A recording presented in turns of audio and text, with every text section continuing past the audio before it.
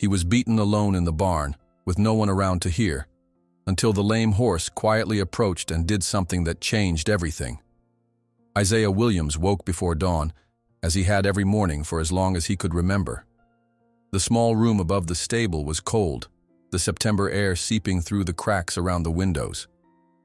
He reached for the photo frame on his nightstand, a faded image of a smiling couple, his birth parents, running his thumb along the edge as he did each morning, a ritual of remembrance. It was the only clear image he had of them, taken months before the fire that claimed their lives when he was 5. Outside, the thoroughbreds were already stirring. He could sense them before he heard them, a gift he'd possessed since childhood, an ability to feel the emotions of horses as if they were extensions of his own nervous system. His grandmother had called it the knowing, a legacy passed down through generations, though Ethan Williams had always dismissed it as primitive superstition. Isaiah pulled on worn jeans and a flannel shirt, his movements practiced and efficient in the half-light. Through the small window, he could see the sprawling white mansion of Sunnybrook Estate gleaming in the distance, where his adoptive brother slept in luxury. Though legally brothers, they inhabited entirely different worlds within the same property lines. 23 years had passed since the Williams family had taken him in, not out of charity but utility, as Mr. Williams had often reminded him. "That boy has a natural gift with the animals," he'd overheard his adoptive father tell a business associate once. "It's in their blood, you know, worth the trouble of raising him just for that." The wooden stairs creaked under his weight as he descended to the main stable. The horses sensed his presence immediately, heads turned, ears perked. Unlike with other handlers, there was no anxiety in their movements when Isaiah approached. He moved methodically down the row of stalls, greeting each animal by name, his voice a low, consistent rumble that seemed to settle their morning energy. "Morning, Duchess," he murmured to the chestnut mare who'd won the Williams family their first derby. She was retired now, her racing days behind her, but still commanded respect in the stable hierarchy. She nickered softly in response, pressing her muzzle against his palm. Isaiah worked with practiced efficiency, knowing the morning staff would arrive in an hour. By then, he needed to have the most valuable horses fed and checked, a routine he'd established to minimize his interactions with the other workers, who took their cues from Ethan's barely disguised disdain. As he worked, he hummed quietly, blues melodies his father had played in smoky bars around Lexington before the fire. Music was his second inheritance, embodied in the old guitar that hung on his wall upstairs, the only physical possession he had from his birth parents. The sun was just beginning to light the horizon when he heard the crunch of expensive tires on gravel. Looking out through the stable doors, he saw Ethan's Bentley pulling up to the main house, returning from what was clearly an all-night affair in the city. Isaiah ducked back into the shadows of the stable, avoiding the encounter. Their interactions rarely ended well, particularly when Ethan had been drinking. Later that morning, Isaiah was grooming a promising 2-year-old when Jennifer, Ethan's assistant, appeared at the stable entrance, her tailored suit and perfect makeup contrasting sharply with the earthiness of the stable. "Mr. Williams requests your presence for dinner service tonight," she announced, not bothering with pleasantries. 7 o'clock. "There are important investors coming. Wear the uniform." She didn't wait for a response before turning on her heel. Isaiah continued brushing the young horse, his rhythm unbroken despite the familiar weight settling in his stomach. Dinner service meant hours of invisibility, standing silently against walls, pouring drinks, enduring comments and jokes never meant for him to react to, only to absorb. "Looks like it's going to be a long night, Firefly," he murmured to the horse, who flicked an ear back toward his voice. The dining room of Sunnybrook Estate gleamed with old money and older prejudices. Crystal chandeliers illuminated the dark mahogany table where 6 men in bespoke suits discussed bloodlines and betting odds with the same detached interest they might give to stock portfolios. Isaiah moved silently around the periphery, refilling wine glasses and replacing empty plates, his white serving jacket crisp against his dark skin. "The breeding program at Sunnybrook has always been exceptional," one investor was saying, swirling his Bordeaux. "Your father had an eye for potential that few possess." Ethan nodded, accepting the compliment as his birthright. At 34, he had his father's confidence without the elder Williams's occasional flashes of grudging respect for hard work. "Speaking of potential," Ethan said, gesturing for Isaiah to refill his glass, "I've made an acquisition that will raise eyebrows throughout Kentucky." The table leaned in collectively, the promise of insider information drawing them like sharks to blood. "Thunder," Ethan announced with satisfaction. "I've bought Thunder for a fraction of his previous value." A murmur rippled through the assembled men. Isaiah nearly spilled the wine, his hand suddenly unsteady. Thunder was legendary, a magnificent black thoroughbred who had been a Triple Crown contender until a catastrophic injury at the Breeders' Cup last year. The horse had disappeared from public view afterward. "Isn't he ruined?" asked a silver-haired investor bluntly. "Shattered his foreleg, if I recall." "Damaged, not ruined," Ethan corrected, his smile calculating. "The DNA alone is worth the investment, and if we can rehabilitate him enough for breeding." "And if you can't?" pressed another man. Ethan shrugged, cutting into his steak. "Then dog food is always an option. We won't lose money either way." Isaiah's jaw tightened as he retreated to the shadows by the wall. The casual cruelty wasn't new, but it still had the power to sicken him. "Your boy seems to have opinions about horseflesh," observed one investor, noticing Isaiah's reaction. "They do have a natural affinity for wild creatures, don't they?" Laughter rippled around the table. Ethan joined in, though his eyes remained cold when they flicked toward Isaiah. "My adopted brother has his uses around the stables. Father always said he had a gift, though personally I find competent training more reliable than mystical connections." Isaiah endured the remainder of the dinner in a state of practiced detachment, his mind fixed on the fate of an animal he'd never met but already felt connected to through their shared status as property to be valued or discarded at the whims of men like his brother. The trailer arrived at dawn 2 days later. Isaiah watched from the shadows of the stable as 3 men struggled with loading ramps and heavy-duty restraints. Their faces were grim, their movements tense. "That thing is the devil himself," one handler muttered as they prepared the isolated stall that had been reinforced specially. "Nearly took Johnson's arm off when they tried to load him." "Williams must be crazy to bring him here," another replied. "After what happened to the last 3 handlers. They say his brain broke along with his leg." Isaiah kept his distance as they finally managed to guide, or rather force, the massive black horse into the reinforced stall. Even at a distance, he could feel the animal's distress pulsing like a physical force. Fear, rage, and underneath it all, a bone-deep pain that wasn't just physical. Ethan appeared, dressed impeccably despite the early hour, keeping a safe distance from the stall. "No one goes near him without my express permission," he instructed the stable manager. "We'll let him settle for a few days before the specialists arrive." As the crowd dispersed, Ethan noticed Isaiah observing from the doorway. "Stay away from that monster," he warned, straightening his cuffs. "He's already hospitalized 3 men, and I didn't go through the trouble of adopting you to have you killed by a crazy horse." "What are you planning to do with him?" Isaiah asked quietly. "Rehabilitate him enough for breeding, if possible. If not..." Ethan shrugged. "We've already discussed the alternatives at dinner." After everyone had gone, Isaiah approached the isolated stall cautiously.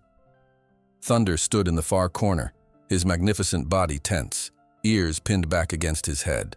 Even in his damaged state, he was breathtaking.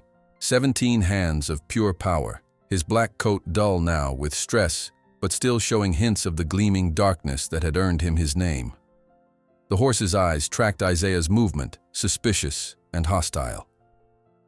Isaiah made no attempt to enter the stall or even approach the door. Instead, he simply sat on an upturned bucket several feet away, speaking in a low, steady voice.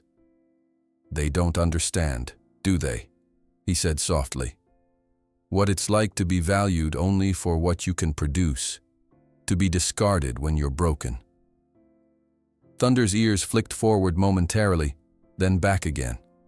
A brief acknowledgement before returning to defensive posture. That night, Isaiah was awakened by sounds of distress. Not the normal nighttime shifting and snorting of the stable, but something more primal, a horse in the grip of terror. He pulled on his clothes quickly and made his way down to the isolated stall. Thunder was drenched in sweat, his powerful body slamming against the walls of the stall as though fighting invisible enemies. His eyes were wild, unseeing, caught in what could only be described as an equine nightmare, reliving the trauma of his catastrophic injury. Without thinking, Isaiah reached for the old guitar he'd left propped against the wall earlier. His fingers found the strings, and he began to play softly, an old blues tune his father had written, something about broken roads and finding home. His voice, unused to singing for an audience, started rough but gained strength as the melody took hold. The effect was immediate and astonishing. Thunder froze mid-motion, his ears swiveling toward the sound. The panic in his eyes didn't disappear, but it receded as the music filled the space between them. For several minutes, man and horse remained locked in a tableau. One playing, one listening, both somehow recognizing something in the other. Slowly, with a calm he didn't entirely feel, Isaiah set aside the guitar and approached the stall door. Every instinct for self-preservation told him to keep the barrier between himself and the dangerous animal, but something deeper, the same intuition that had guided him with horses since childhood, urged him forward. "It's all right," he murmured, keeping his voice low and melodic, almost continuing the song without the guitar. "I'm not going to hurt you. No one's going to hurt you tonight." Thunder watched him, nostrils flared, but the blind panic had subsided. When Isaiah carefully, slowly opened the stall door, the horse backed into the corner but made no move to charge. Isaiah stepped inside, leaving the door open behind him, an escape route if needed. "I know what it's like," Isaiah continued, making no attempt to touch or approach the horse directly. "To be treated as property, to have your value measured in dollars and performance." He settled cross-legged on the straw-covered floor, making himself smaller, non-threatening. "I also know what it's like to carry scars that nobody can see." For what seemed like hours they remained in this standoff, Isaiah sitting motionless, speaking occasionally in that same low, rhythmic voice. Thunder watching, gradually lowering his head, the tension in his powerful body slowly unwinding. The first light of dawn was filtering through the stable windows when Thunder took a hesitant step forward. Then another. Isaiah remained perfectly still, continuing his quiet monologue about shared experiences and broken expectations. Finally, with a gentleness that belied his size and fearsome reputation, the massive black horse extended his muzzle toward Isaiah. Tears welled unexpectedly in Isaiah's eyes as he very slowly, very carefully raised his hand. Thunder flinched slightly but didn't retreat. With infinite patience, Isaiah's fingers finally made contact with the tangled mane, gently working through a knot in the once gleaming hair. "We're both survivors," he whispered, "both carrying scars no one bothers to understand." When the stable hands arrived for the morning shift, they found an impossible scene. Isaiah Williams asleep sitting up against the wall of the stall, and the notorious killer horse Thunder lying beside him, his massive head resting peacefully in Isaiah's lap. The news spread through Sunnybrook Estate like wildfire, some calling it a miracle, others mere luck. Ethan arrived quickly, his face a complex mixture of irritation and calculating assessment as he observed the scene. Thunder raised his head at the newcomers but made no aggressive move, his focus returning to Isaiah, who was now awake and gently stroking the horse's neck. "Well, isn't this touching?" Ethan remarked, staying safely on the other side of the stall door. "Enjoy it while he doesn't rip your arm off, little brother." He emphasized the last two words with the same dismissive tone he'd always used before adding, "I want that horse running in 6 months or he's headed to the slaughterhouse." As Ethan walked away, Isaiah continued the gentle, rhythmic stroking of Thunder's neck. The horse's eyes, still wary when tracking others, softened when returning to Isaiah's face. A small smile crossed Isaiah's lips as he realized he had found not just an animal to save, but a mirror to his own wounded soul.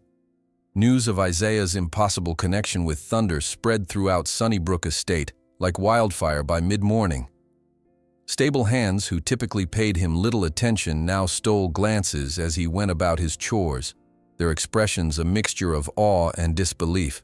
Some called it a miracle, whispered behind cupped hands. Others dismissed it as mere luck that would soon run out when the horse's true nature reasserted itself. Isaiah ignored the whispers, focusing instead on establishing a routine. He arrived at the reinforced stall before dawn, carrying a freshly sliced apple in his pocket and his father's old guitar slung across his back. Each morning began the same way: quiet greetings, gentle music, and infinite patience. On the third morning, Ethan appeared unexpectedly early, his polished riding boots incongruous among the hay and dirt. He observed from a careful distance as Isaiah sat cross-legged on the clean straw, playing soft blues melodies while Thunder stood with ears pricked forward, listening. "I've given this some thought," Ethan announced, causing Thunder's ears to flatten instantly at the sharp tone. "You have 6 months to get him ready for breeding season. If he can't at least manage that, he's worthless to me." Isaiah continued playing, his fingers never faltering on the strings, though his jaw tightened imperceptibly. "He needs time to heal, not just physically." 6 months, Ethan repeated, checking his platinum watch. "And Isaiah, try not to get too attached. It's still just livestock." As his adoptive brother's footsteps faded, Isaiah set aside the guitar and spoke directly to Thunder, whose posture remained tense from Ethan's presence. "He doesn't understand what you've been through," he said softly, "but I'm starting to." With careful, telegraphed movements, Isaiah rose from his seated position and took a step toward the massive black stallion.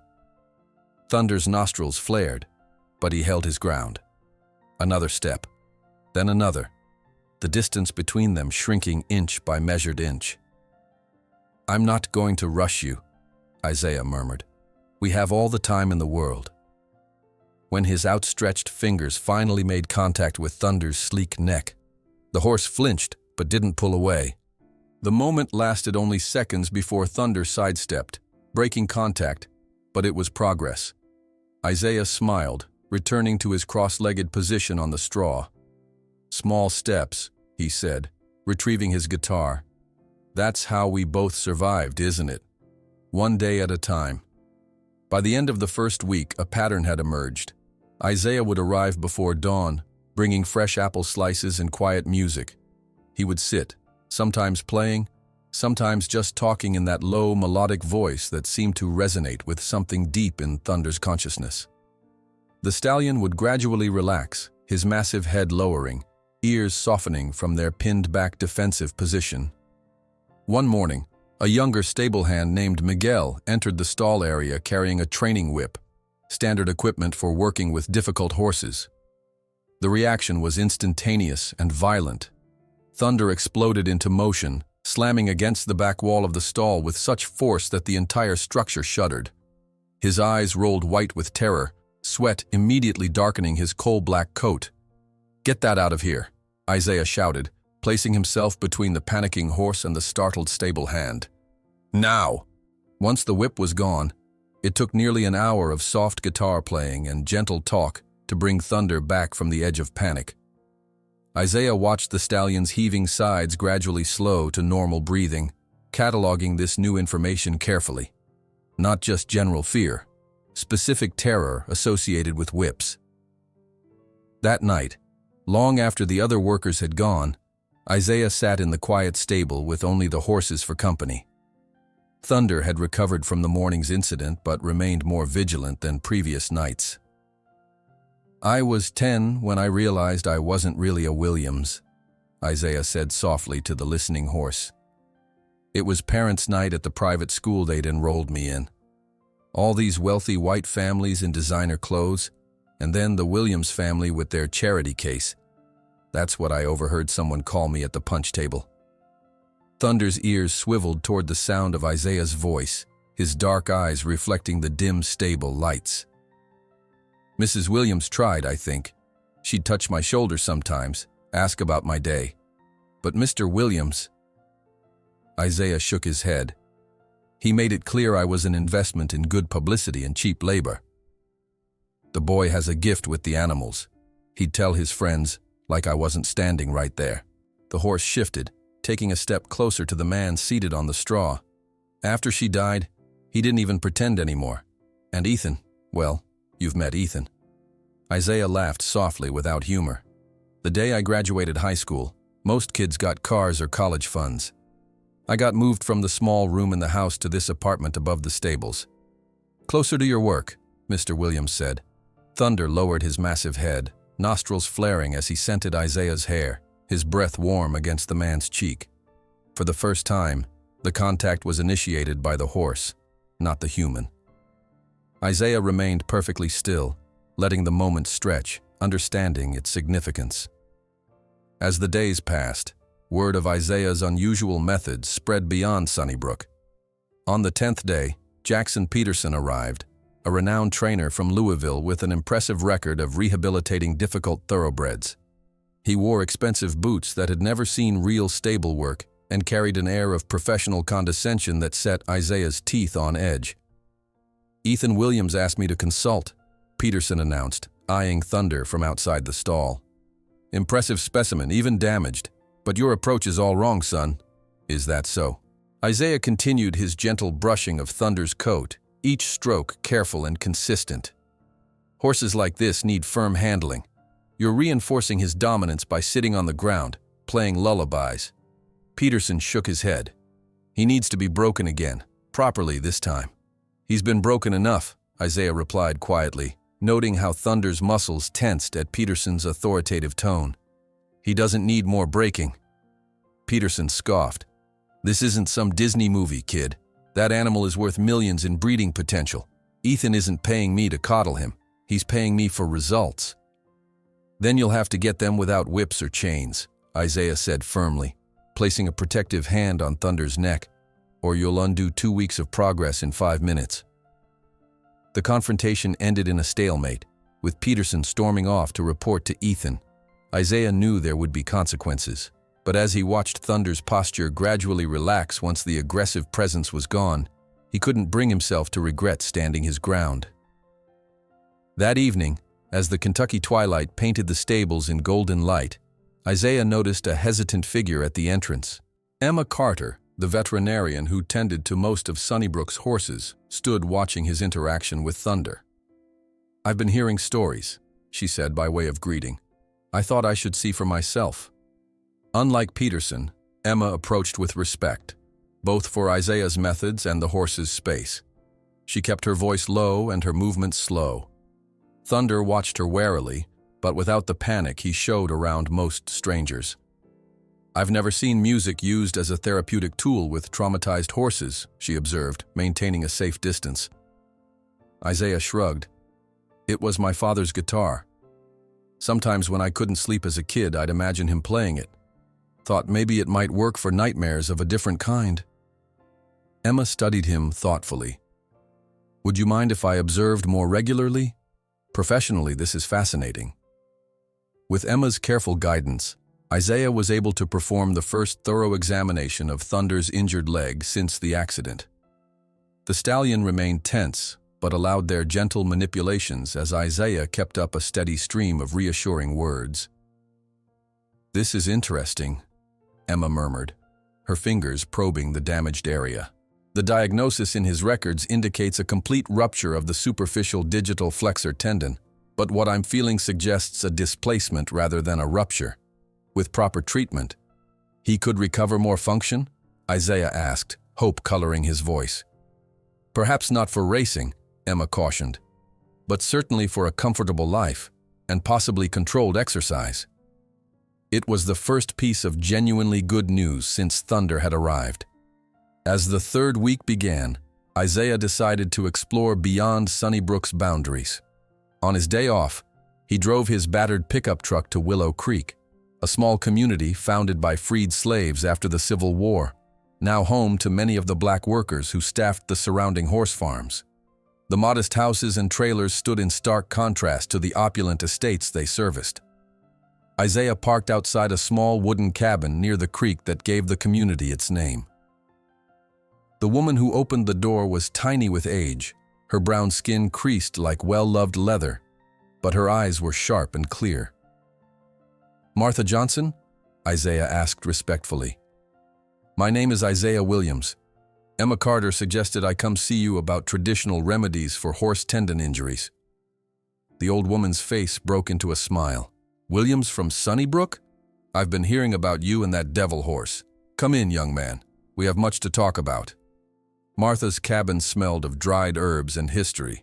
The walls were covered with faded photographs, many showing black men and women with horses, some dating back to sepia-toned images from the previous century.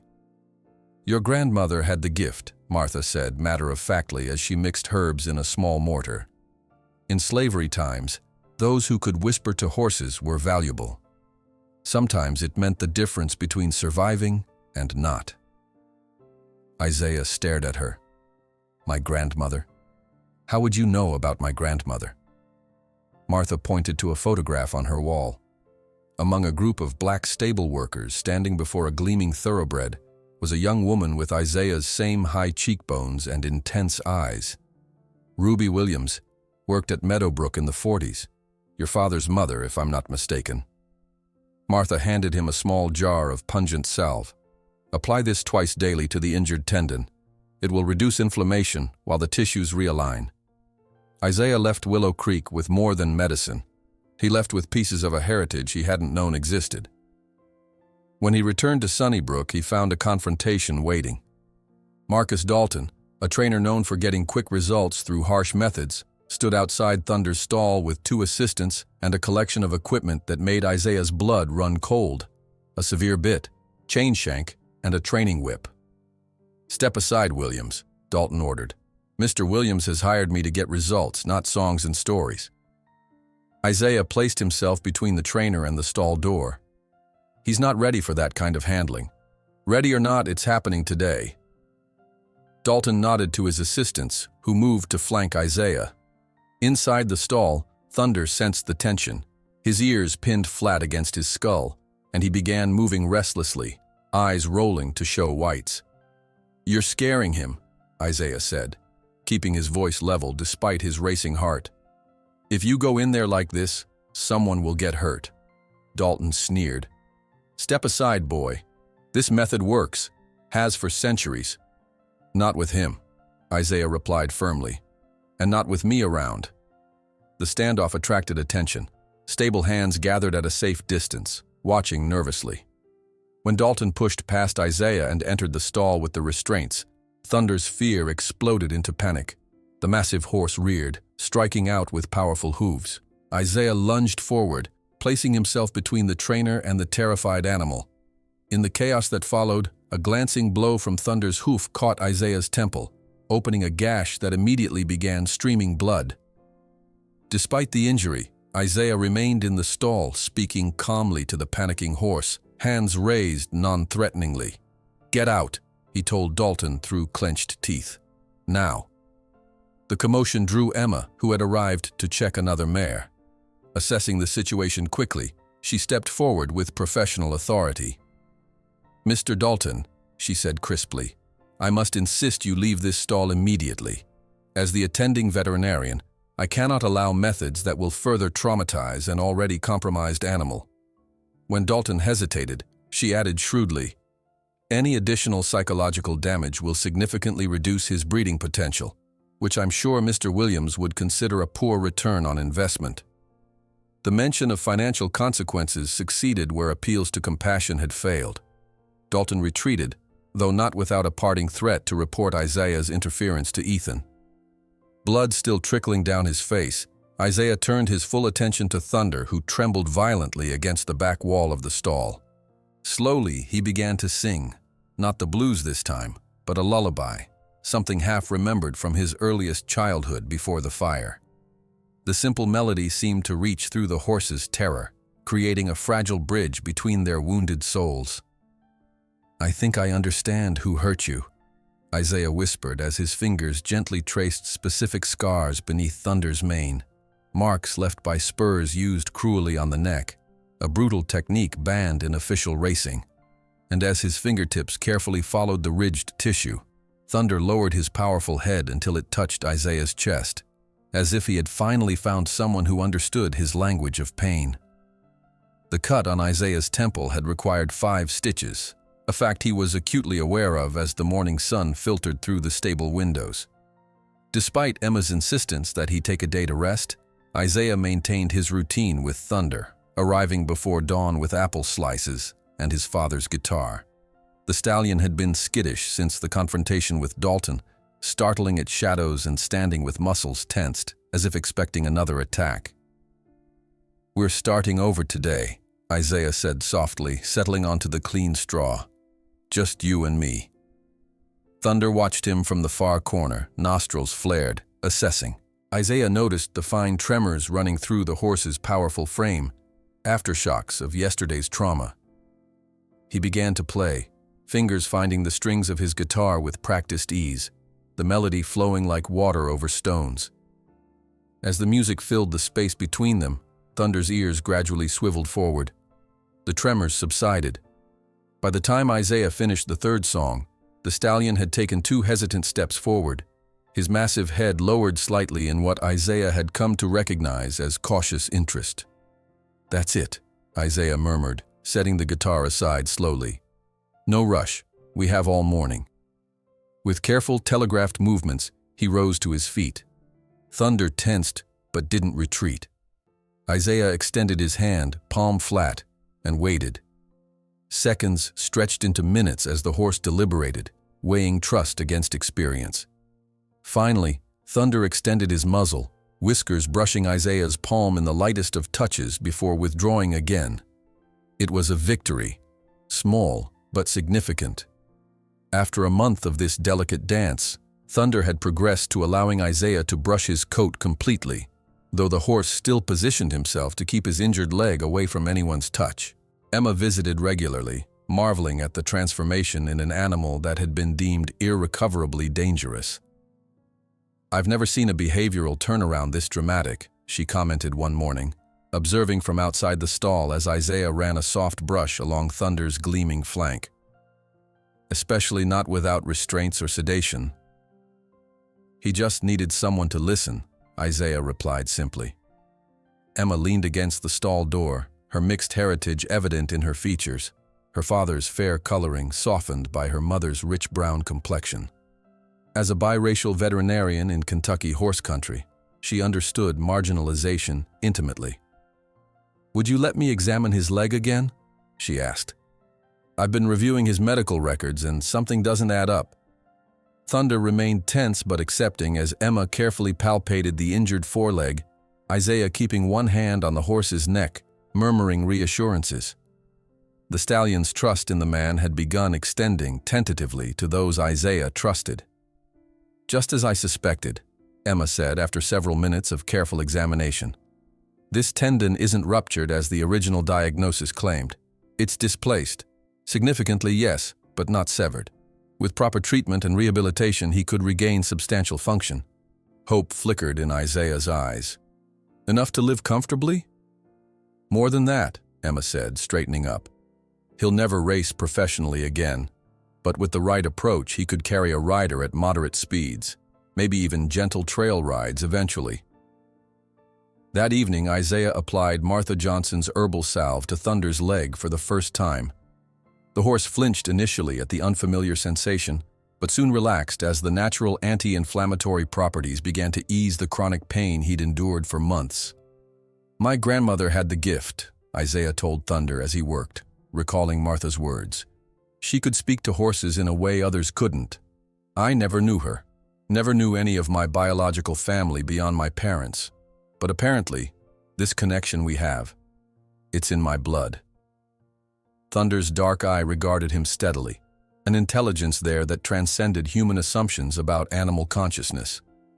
"I wonder what else I don't know about where I come from," Isaiah continued, his voice thoughtful as he gently wrapped the leg with a soft bandage. "Who else I might have been if the fire hadn't happened." Sunday morning dawned clear and warm. Isaiah had just finished Thunder's breakfast when he noticed 3 elderly black men approaching the stable cautiously. He recognized one as Robert Lewis, who maintained the grounds at a neighboring farm. "Morning, Mr. Lewis," Isaiah called, stepping outside to meet them. "Can I help you with something?" The oldest of the three men, who walked with a cane carved from dark wood, smiled. "We came to see if the stories are true. Martha Johnson said you'd awakened the old ways with that devil horse." Isaiah glanced back toward Thunder's stall. "I wouldn't call them old ways, just patience and respect." "Same thing," the man with the cane replied. "I'm Joseph Freeman. Rode as exercise boy at Churchill Downs back in the 50s, before they pushed most of us out. This here's Walter Jenkins. He mixed poultices for Northern Dancer himself." The third man, Walter, held out a small cloth bag. "Martha sent this. Comfrey and arnica, steeped in witch hazel. Better than what those fancy vets prescribe, if you ask me." Isaiah accepted the offering with genuine gratitude. "Would you like to meet him? He's still cautious with strangers, but if we're quiet." The four men moved slowly to Thunder's stall. The stallion regarded the newcomers warily, nostrils flared to catch their scent, but with Isaiah present, he remained calm. "Look at that conformation," Joseph murmured appreciatively. "Even damaged, that's royal blood there." "It's not just his leg that's damaged," Isaiah explained quietly. "Someone hurt him deliberately. Used spurs on his neck. I've found scars that have nothing to do with racing injuries." Walter shook his head sadly. "Some things never change. My grandfather was a stable boy during slavery times. Said the cruelest masters were the ones who saw horses as machines, not living creatures."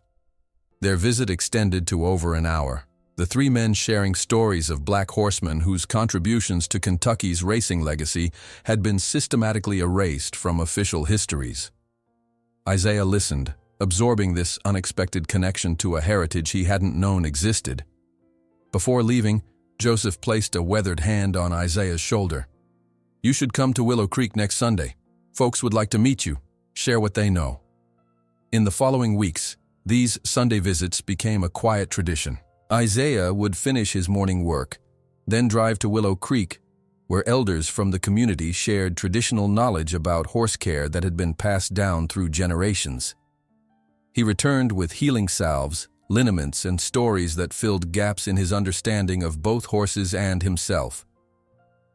Martha Johnson became a particularly valuable mentor, her knowledge of herbal remedies complementing Emma's modern veterinary approach. Together, they created a comprehensive treatment plan for Thunder's injured leg. The results were remarkable. By the 6th week, Thunder was placing full weight on the formerly damaged limb for short periods. His coat regained its legendary gleam, and his eyes lost the haunted look of chronic pain. Emma documented the progress meticulously, combining scientific observation with respect for the traditional methods that were clearly working. "This could revolutionize how we approach equine rehabilitation," she told Isaiah one afternoon, as they watched Thunder move freely around the small paddock adjacent to his stall. The Sunday gatherings expanded. Word spread through the network of black stable workers, grooms, and exercise riders who staffed Kentucky's horse farms. Each week, more people arrived at Willow Creek's modest community center to meet Isaiah and share their knowledge. Former jockeys who had been pushed out of the profession as integration threatened white dominance told stories of races won and opportunities denied. Grooms who had spent decades caring for champion thoroughbreds without recognition shared techniques passed down through families. In their company, Isaiah began piecing together a sense of belonging he'd never experienced at Sunnybrook. This newfound connection came to an abrupt halt one Sunday evening when Isaiah returned to find Ethan waiting at the stable entrance, face tight with anger. "What the hell do you think you're doing?" Ethan demanded, blocking Isaiah's path. "I've been hearing about your little social club in Willow Creek, using my property as a subject for your gatherings?" Isaiah stood his ground. "Thunder is responding to the treatment. He's improving every day." "That's not the point," Ethan snapped. "You're turning my investment into some kind of community project. This isn't a center for your people to congregate around." The phrase, "your people," hung in the air between them, heavy with centuries of division. "The treatment is working," Isaiah repeated calmly. "His leg is healing. Isn't that what matters?" Ethan stepped closer. voice dropping to a dangerous quiet. "Listen carefully. The next time I hear about that crowd of vagrants on my property, you'll all be out on the street. Is that clear?" After Ethan stormed off, Isaiah found Thunder agitated in his stall, picking up on the tension even from a distance. He spent an extra hour that night playing quiet blues on his guitar, soothing both the horse and himself. The following week brought an unexpected natural threat. Summer thunderstorms rolled across Kentucky, building in intensity until lightning split the sky above Sunnybrook. The horses grew increasingly nervous as thunder shook the stable foundations. Isaiah moved between stalls, checking latches and offering reassurance to the frightened animals. Thunder was particularly affected, the namesake phenomenon triggering what seemed like traumatic memories. He paced his stall, eyes rolling, sweat darkening his coat despite the cool, rain-washed air. Isaiah had just reached the Black Stallion's stall when a deafening crack split the night, lightning striking uncomfortably close. The acrid smell of electrical discharge filled the air, followed almost immediately by the unmistakable scent of smoke. The strike had hit the far end of the stable. Flames licked up the wooden beams with frightening speed, accelerated by the dry hay stored in the loft. Isaiah moved to open Thunder's stall, planning to lead him to safety, when the smell of smoke triggered something deep in his own memory. Suddenly he was 5 years old again, trapped in a burning building, smoke filling his lungs, desperate cries of his parents echoing in his ears. His body froze, muscles locked in the grip of flashback. Thunder's panicked whinny penetrated the fog of memory. The horse was rearing in his stall, eyes wild with fear, but his focus remained on Isaiah. When the man didn't respond, Thunder did something extraordinary. He extended his massive head through the partly open stall door and nudged Isaiah forcefully with his muzzle. The physical contact broke the paralysis. Isaiah gasped, drawing smoke-tinged air into his lungs as present reality reasserted itself. Thunder nudged him again, more insistently.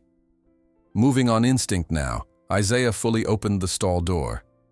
Instead of bolting past him as any horse might do in a fire, Thunder positioned himself alongside Isaiah, pressing against him as if to guide him toward the exit. Together, man and horse made their way through the thickening smoke toward the stable doors. Other workers had arrived by then, leading out the remaining horses. They stopped in astonishment at the sight of Thunder, the supposedly deadly killer, carefully escorting Isaiah to safety. Once outside in the rain-washed night, Isaiah collapsed to his knees, coughing to clear his lungs. Thunder remained beside him, refusing to be led away by the other handlers who approached with halters and lead ropes. The fire was contained before it could destroy the entire stable, but the image of the magnificent Black Stallion guiding a traumatized man to safety had been witnessed by dozens. By morning, when Ethan arrived to assess the damage, he found Isaiah asleep on the wet grass near the paddock fence, with Thunder standing guard over him, completely unrestrained and yet making no attempt to escape. Something shifted in Ethan's calculating gaze as he observed the scene. For the first time, he seemed to truly see the extraordinary bond that had formed. "Maybe you're not as useless as I thought, little brother," he commented, eyes already assessing the renewed value of a horse that could demonstrate such intelligence and loyalty. "Let's see if you can get him to accept a saddle by the end of the month." As Ethan walked away, Isaiah placed a hand on Thunder's powerful neck. "Looks like we've won a battle," he whispered, "but the war isn't over yet." The morning light crept through the stable windows, finding Isaiah asleep in a chair beside Thunder's stall, his bandaged temple resting against the wooden post. The confrontation with Dalton had left more than physical wounds. Each time Isaiah closed his eyes, he saw the terror in Thunder's eyes, the way the horse had placed himself between danger and safety, a choice that spoke of intelligence far beyond what most humans credited to animals. He woke to the gentle nudge of Thunder's muzzle against his shoulder, the horse having stretched his neck through the bars to reach him. The stitches at his temple pulled uncomfortably as Isaiah smiled. "Good morning to you too," he murmured, reaching up to stroke the velvety muzzle. "Checking on me, are you?" Thunder's ears flicked forward, his dark eyes surprisingly gentle for an animal that had been labeled a killer. The incident had created a new depth to their bond, mutual protection rather than just trust. Emma arrived an hour later, medical bag in hand. She frowned at Isaiah's pale complexion and the shadows beneath his eyes. "You should be resting," she chided, inspecting the stitches. "Concussions aren't trivial." "I'm fine," Isaiah insisted, though the persistent headache suggested otherwise. Thunder needs consistency right now. Yesterday was difficult for him. Emma's gaze softened as she glanced at the stallion, who watched their interaction with careful attention. "For both of you, I'd say." She reached into her bag and produced a small jar. "Martha sent this. Said it would help with the headaches you're too stubborn to admit having." Isaiah accepted the offering with a grateful nod. The connection between Emma and Martha had grown stronger over the past weeks, the young veterinarian finding value in traditional knowledge that her medical training had never acknowledged. "He's standing differently today," Emma observed, watching Thunder shift his weight, distributing pressure away from the injured leg less dramatically. The inflammation must be decreasing. The treatment regimen they'd established, combining Martha's herbal preparations with Emma's modern techniques, was showing remarkable results. Thunder still favored the leg, but the constant pain that had driven his aggression seemed to be subsiding. As the days passed, word of Isaiah's success with Thunder spread beyond Sunnybrook's boundaries. On the third Sunday after the incident with Dalton, Isaiah arrived at Willow Creek to find a significantly larger gathering than usual. Alongside the regulars, Joseph, Walter, and the other elders, stood younger men and women from surrounding farms, drawn by stories of the horse whisperer who had tamed the killer stallion. Martha Johnson sat in a chair of honor on the small porch of the community center, her fragile frame belying the strength of her presence. She beckoned Isaiah forward with a gnarled hand. "These young ones want to learn," she told him. "They've been told their whole lives that our ways of handling horses were superstition. Now they're seeing different." Isaiah felt unexpected emotion tighten his throat. "I'm still learning myself," he said honestly. "Everything I know comes from people like you." Joseph Freeman thumped his cane against the wooden porch. "That's how knowledge survives, passing from one generation to the next. Our ancestors couldn't write their wisdom in books. They had to embed it in practice, in stories, in the careful watching of those who came after." The gathering evolved into something between a seminar and a testimony service. Former stable workers, now in their 70s and 80s, shared techniques for calming fractious horses that had been passed down from enslaved ancestors. Young grooms from Wellington and Ashford farms asked questions about handling specific behavioral issues, receiving answers that blended practical experience with deep understanding of equine psychology. Isaiah listened more than he spoke, absorbing the wealth of knowledge that had been systematically devalued by the official equestrian establishment. He understood now why Thunder responded to his singing. Music had been used for generations to calm horses during thunderstorms or before difficult journeys. As the afternoon light began to fade, Reverend James Taylor, the dignified pastor of Willow Creek's Baptist Church, approached Isaiah. "What you're doing is important," he said quietly. "Not just for that horse, but for our community. You're validating knowledge that's been dismissed for too long." Isaiah felt the weight of responsibility settling on his shoulders. "I'm just trying to help one horse." The Reverend smiled. "Sometimes the biggest changes start with the smallest actions." People are watching, Isaiah. Not just here, but throughout the county. The story of a black man healing what wealthy white experts couldn't is powerful symbolism. That symbolism became more apparent when Isaiah returned to Sunnybrook that evening. Several cars were parked in the circular drive before the main house, expensive vehicles that spoke of wealth and influence. Through the dining room windows, he could see Ethan entertaining guests, gesturing animatedly as waitstaff moved silently around the table. Isaiah slipped quietly toward the stables, hoping to avoid notice, but Jennifer intercepted him at the garden path. "Mr. Williams wants you to join them," she said, her tone making it clear this wasn't a request. "There are people interested in meeting you." The dining room fell silent as Isaiah entered. 6 men in business casual attire turned to stare at him, their expressions ranging from curiosity to barely disguised condescension. Ethan rose from his place at the head of the table, champagne flute in hand. "Here he is, Sunnybrook's own horse whisperer," Ethan announced, his smile not reaching his eyes. "Gentlemen, my brother Isaiah." The introduction, the first time Ethan had publicly acknowledged their relationship without qualifiers in years, caught Isaiah off guard. He nodded politely, acutely aware of his work clothes and the bandage at his temple. "These gentlemen are interested in our rehabilitation program for Thunder," Ethan continued smoothly. "I've been telling them about our innovative approach. Our program." Isaiah maintained a neutral expression as Ethan detailed methods he'd had no part in developing and had actively opposed until they proved successful. The investors nodded approvingly, occasionally glancing at Isaiah as if he were an exotic specimen in a museum exhibit. "Perhaps a demonstration tomorrow?" suggested one man, a silver-haired investor whose Derby ring marked him as racing royalty. "I'd like to see these techniques in action." Before Isaiah could object, Ethan agreed enthusiastically. "Of course, Isaiah will show you everything. 9 o'clock sharp?" Walking back to the stable apartment that night, Isaiah seethed with quiet anger.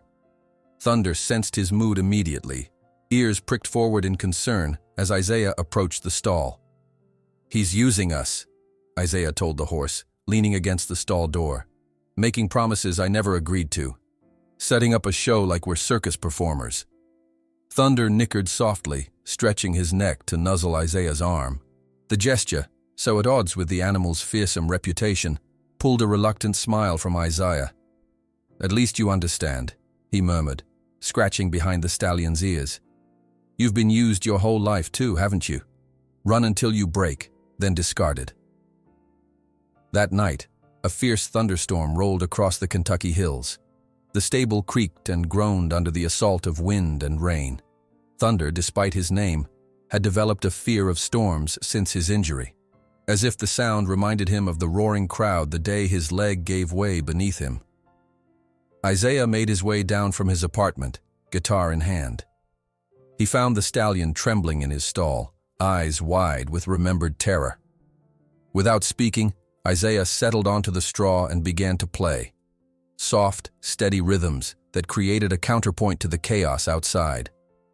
Gradually, Thunder's trembling subsided. The great black horse lowered himself carefully onto the straw beside Isaiah, his massive body blocking the draft that whistled under the stable door. Man and horse sat in companionable silence, finding mutual comfort in the simple presence of another soul who understood suffering. The morning brought blue skies and the unwelcome arrival of Ethan's investors. They trooped into the stable yard in polished boots that had never seen real work, led by Ethan in a carefully casual ensemble that had likely cost more than Isaiah earned in a month. "Here we are, gentlemen," Ethan announced grandly, "the miracle of Sunnybrook." Thunder, sensing the unfamiliar presence, positioned himself at the back of his stall, ears flattened against his skull. Isaiah stepped between the horse and the visitors, a physical barrier against their intrusive energy. "He doesn't like crowds," Isaiah said quietly, "or loud voices." The silver-haired investor stepped forward. "I understand you use music as therapy? Most unusual. Perhaps a demonstration?" Isaiah hesitated, protective of the intimate connection he'd established with Thunder. These methods weren't performance pieces to be exhibited for entertainment, but Ethan's warning look left no room for refusal. Reluctantly, Isaiah retrieved his guitar and began to play, softly at first, then with growing confidence as he felt Thunder responding behind him. The horse's ears slowly came forward, his posture relaxing incrementally as the familiar melodies washed over him. The investors watched in fascination as Isaiah set aside the guitar and entered the stall, speaking too softly for them to hear. Thunder allowed himself to be approached, even lowering his great head to accept Isaiah's touch. "Extraordinary," murmured one man. The reports weren't exaggerated. The demonstration concluded with polite applause that made Isaiah's skin crawl. As the group moved back toward the main house, discussing investment opportunities and marketing potential, he remained with Thunder, a sick feeling settling in his stomach. This hadn't been about healing or connection.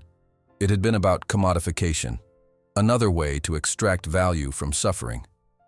3 days later, Isaiah returned from an early morning supply run to Lexington to find the stable yard filled with unfamiliar vehicles. Camera equipment was being unloaded, and a woman with a clipboard directed workers setting up lighting fixtures. "What's happening?" he asked a stable hand. "Photo shoot," the young man replied. Mr. Williams arranged it. Some magazine about thoroughbreds. Isaiah found Ethan in the tack room, examining saddles. "You didn't tell me about this," he accused. Ethan didn't look up. "Didn't realize I needed your permission to promote my own property. Thunder isn't ready for this kind of stress. Strangers, lights, cameras. It could set back weeks of progress." "He'd better be ready," Ethan replied coldly. "The publicity from this will quadruple his stud fees once he's rehabilitated. This is business, Isaiah, not a therapy session." The photo shoot was carefully orchestrated to present Ethan as the visionary behind Thunder's remarkable recovery. Isaiah was positioned as an assistant, a background figure following Ethan's supposed guidance. The photographer directed them through a series of staged scenes, each more artificial than the last. "Perfect," the photographer called as Ethan posed with one hand on Thunder's neck, the horse visibly tolerating his touch only because of Isaiah's reassuring presence just out of frame. The master and his champion. 500,000 views in 12 hours, Ethan announced the next morning, showing Isaiah a video on his phone, Thunder guiding him from the burning stable, while his calculating smile revealed new plans. "Our horse whisperer is going to make us millionaires, little brother." Isaiah stared at the screen, his stomach tightening at the sight of himself guiding Thunder from the burning stable. The moment of trauma transformed into spectacle, their mutual salvation commodified with dramatic music and slow-motion effects. The view counter ticked upward relentlessly, 500,000 and climbing. Ethan continued, pocketing his phone with satisfaction. "I've already had calls from 3 magazines and a documentary filmmaker. Our horse whisperer is going to put Sunnybrook back on the map." "Our horse whisperer," Isaiah repeated quietly, the possessive pronoun like sand in his mouth. "That's not what this is about, Ethan."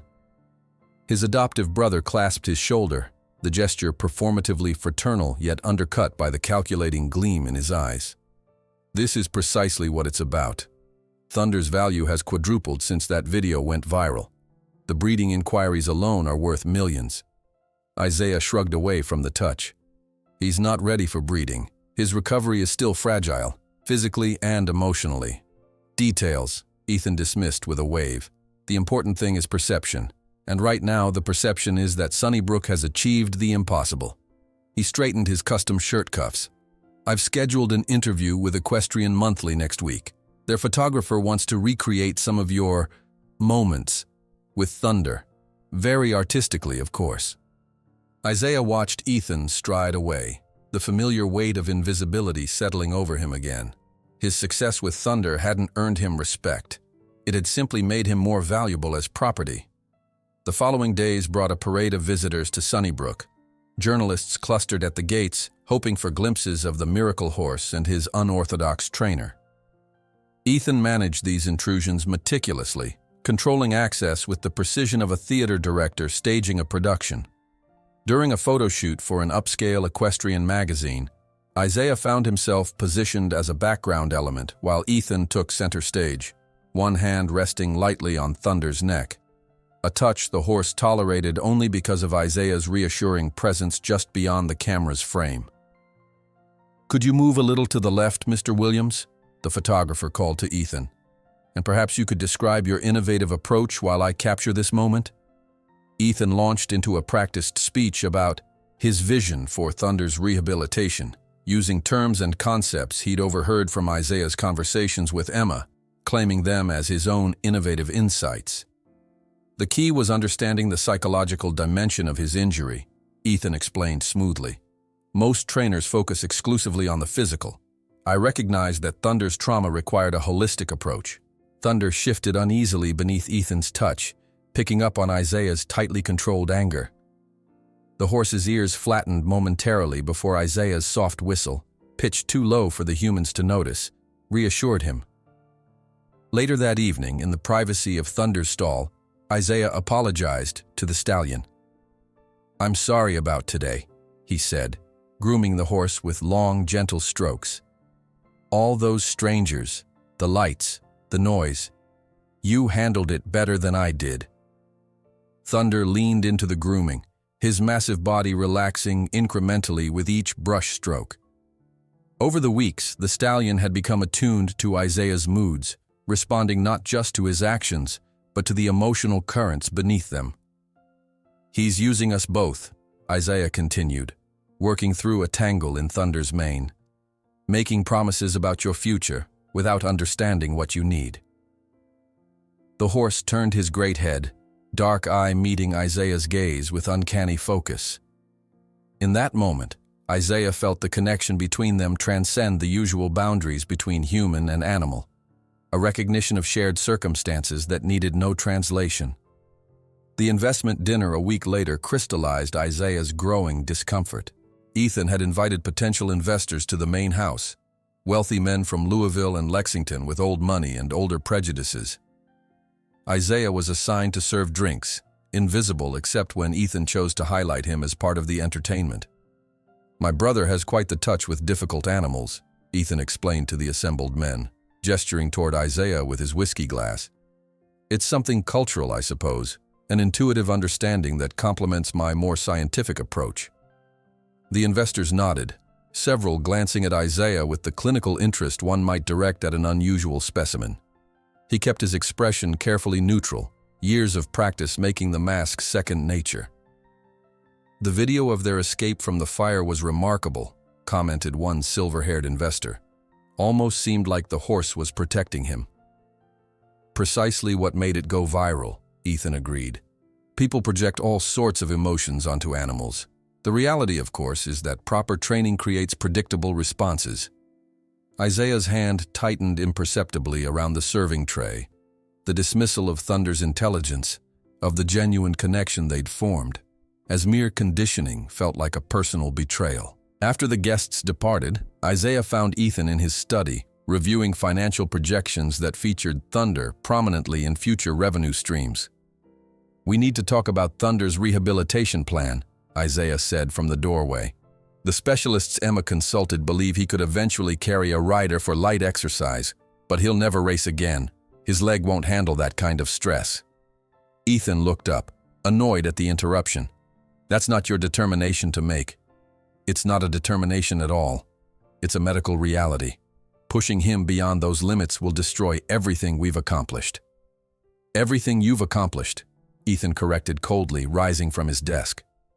"Let's be clear about something, Isaiah. You work for me. Thunder belongs to me. Your sentimental attachment to that animal doesn't change the fundamental relationship here." The words struck with precision, targeting insecurities embedded since childhood. "Is that what you think this is? Sentimentality? What would you call it? You spend hours playing lullabies to a horse. You talk to him like he understands English. It's effective, I'll grant you that. But let's not pretend it's anything more than a useful technique. You don't understand what he's been through," Isaiah insisted, struggling to keep his voice level. "What he needs now." Something dangerous flashed in Ethan's eyes. "You don't tell me what I understand or don't understand on my own property." He stepped closer, whiskey fueling his confidence. "That horse will be ready for whatever I decide his future holds. Your job is to make that happen, not question my decisions." The tension between them snapped. Ethan's fist connected with Isaiah's jaw, the impact driving him back against the doorframe. The sudden violence, unexpected yet somehow inevitable, left Isaiah momentarily stunned. "Remember your place," Ethan snarled, straightening his sleeve, "or find somewhere else to exist."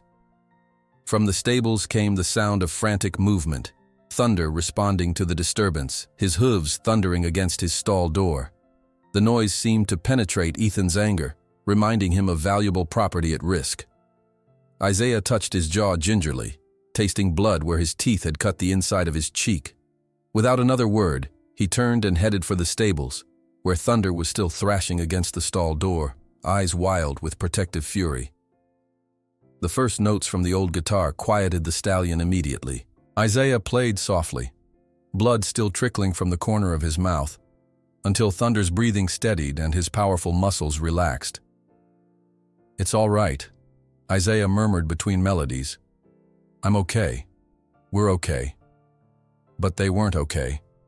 The confrontation had clarified the precariousness of their situation, both Isaiah and Thunder existing at the mercy of Ethan's fluctuating goodwill.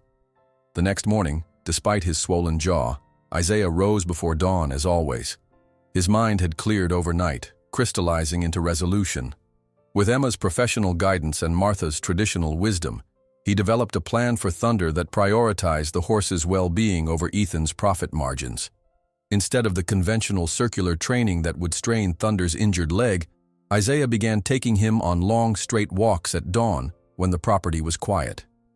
Using only a light rope as guidance, he taught Thunder to distribute his weight differently while moving, compensating for the weakness in the injured tendon. Emma arrived one crisp morning to document the progress, her medical kit balanced against her hip. "The difference in his gait is remarkable," she observed, watching Thunder move with growing confidence across the dew-damp grass. "I wouldn't have believed this level of recovery was possible." "It's not just the physical therapy," Isaiah explained, running a hand along Thunder's gleaming flank. "It's giving him purpose again. Horses like him are born to move, to partner with humans.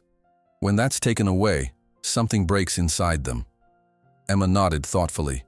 "The psychological component of recovery is drastically underestimated in veterinary medicine." She hesitated, then added quietly, "Local journalists have been calling the clinic, asking about Thunder's case. Word is spreading beyond the viral video."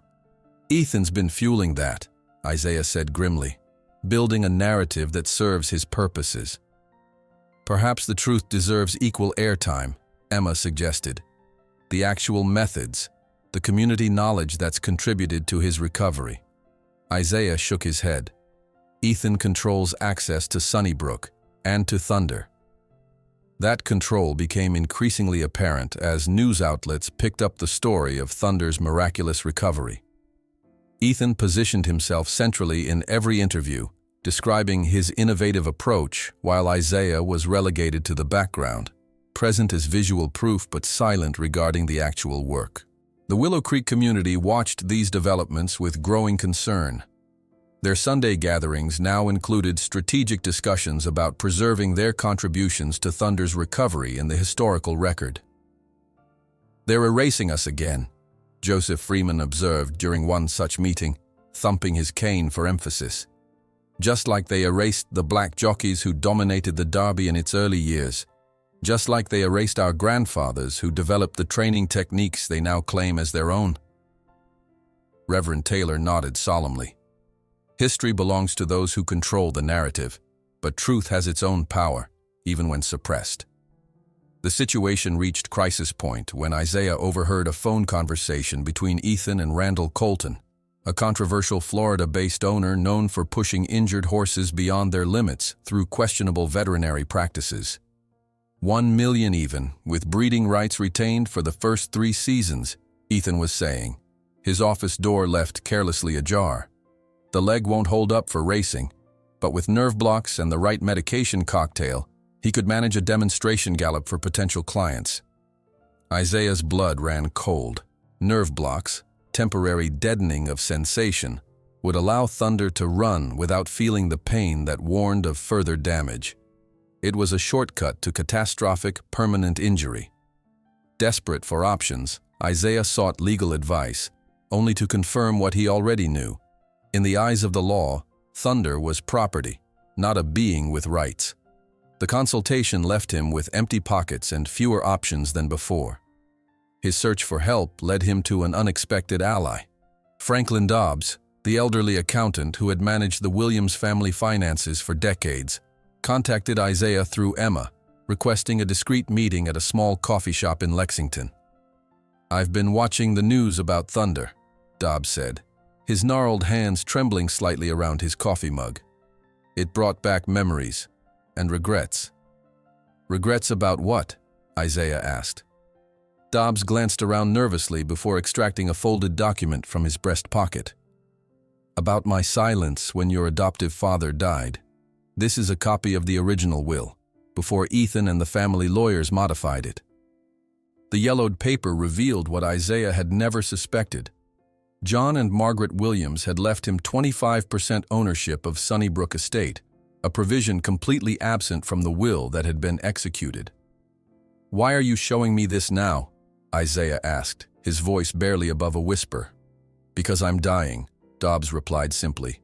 "Pancreatic cancer. 3 months, maybe 4, and I can't take this knowledge with me." Isaiah stared at the document, emotions warring within him. Legal battles would take time Thunder didn't have. Ethan's resources would easily outlast any challenge Isaiah could mount. The final breaking point came a week later. Ethan hosted a reception for Randall Colton at the main house, where Isaiah was once again relegated to serving drinks while the men discussed Thunder's future as if discussing a used car. "With the right blocks, he can give you at least 5 races before collapsing completely," Colton commented, swirling champagne in his glass. "The return on investment will be excellent." Later that night, after the house had gone quiet, Isaiah sat in Thunder's stall, his father's guitar across his lap, the weight of decision heavy on his shoulders. The stallion rested his massive head against Isaiah's shoulder, his breath warm and trusting. "It's not theft when you take back what belongs to you," Isaiah whispered to Thunder, as he quietly prepared a small bag with his few belongings and his father's old guitar. For tonight, with Emma's help and the support of loyal workers from Willow Creek, he would disappear with Thunder before dawn delivered them both to a fate of exploitation until death. The dim glow of Isaiah's phone illuminated the small apartment above the stable as he checked the time. 3 in the morning. Sleep had been impossible, his mind racing through contingencies, mapping escape routes, anticipating obstacles. He sat up, reaching for the small duffel bag he'd packed hours earlier, a change of clothes, his father's worn leather wallet, and the few photographs he possessed. The old guitar leaned against the wall, waiting. Thunder was already awake when Isaiah descended the wooden stairs, the stallion's ears pricking forward at the familiar footfall. Unlike the restless pacing that had characterized his early days at Sunnybrook, Thunder stood calmly, watching the door with expectant alertness. Horses sensed intention. Isaiah had always known this, but the depth of Thunder's perception still surprised him. "Today we make a choice," Isaiah whispered, opening the stall door. The soft glow of the nightlight caught in Thunder's dark eyes, revealing an intelligence that conventional wisdom denied existed. "Our choice, not theirs." Thunder lowered his magnificent head, nudging Isaiah's chest gently. The gesture, once unimaginable from an animal that had hospitalized 3 handlers, now felt as natural as breathing. Trust, hard-won and precious, flowed between them. Isaiah guided Thunder into the center aisle, his movements deliberately slow and quiet. Every shadow, every creak of the old building could spell disaster. The security guard Ethan had hired after the fire wouldn't make his rounds for another 20 minutes, a pattern Isaiah had carefully documented over the past week. A soft whistle from outside signaled Emma's arrival. She appeared at the stable entrance, her silhouette backlit by moonlight, medical bag in hand. "The trailer's ready," she whispered, approaching cautiously. "Walter and Joseph are waiting at the south gate with Franklin. Everyone else is in position." Isaiah nodded, feeling the weight of their conspiracy. What had begun as his desperate plan had evolved into a community effort, coordinated with the precision of people accustomed to working in shadows. "I have a mild sedative," Emma continued, removing a syringe from her bag. "Just enough to keep him calm during transport. It won't harm him." Thunder tensed at the sight of the needle, traumatic memories surfacing. Isaiah positioned himself directly in the horse's line of vision, one hand resting on the stallion's neck. "This is different," he murmured, maintaining eye contact with Thunder. "Emma is helping us. Remember Emma?" The stallion's muscles quivered beneath Isaiah's palm, but he didn't pull away. Emma administered the sedative with practiced efficiency, her movements gentle but confident. 20 minutes until it takes full effect," she said, stepping back. "Let's get his travel boots on." They worked silently, fitting protective wraps around Thunder's legs with particular attention to the healing foreleg. The stakes were impossibly high. One wrong move, one noise too loud, and everything would collapse. Isaiah felt Thunder's heartbeat gradually slow beneath his touch as the mild sedative began to work. A beam of light swept across the stable yard, freezing them in place. The security guard was early. "Get down," Isaiah hissed, pulling Emma behind a stack of hay bales. Thunder remained in the aisle, exposed and visible. Isaiah held his breath, watching the light approach the stable doors. Discovery now would mean not just failure but criminal charges. Theft of property valued at millions. The beam paused at the entrance, then incredibly swung away. The guard's footsteps receded toward the main house. Emma released a shaky breath. "That was too close," she whispered. They resumed their preparations with renewed urgency. Thunder followed Isaiah's lead with remarkable compliance, his usual wariness tempered by the sedative and his absolute trust in the man who had never betrayed him. The southern access road was rarely used, a remnant from when Sunnybrook had been two separate properties. The dilapidated gate was their best chance of leaving undetected. As they approached, Isaiah spotted the ancient truck and trailer Franklin Dobbs had arranged, its engine silent, lights off. Joseph Freeman stood beside the vehicle, his weathered face solemn in the moonlight.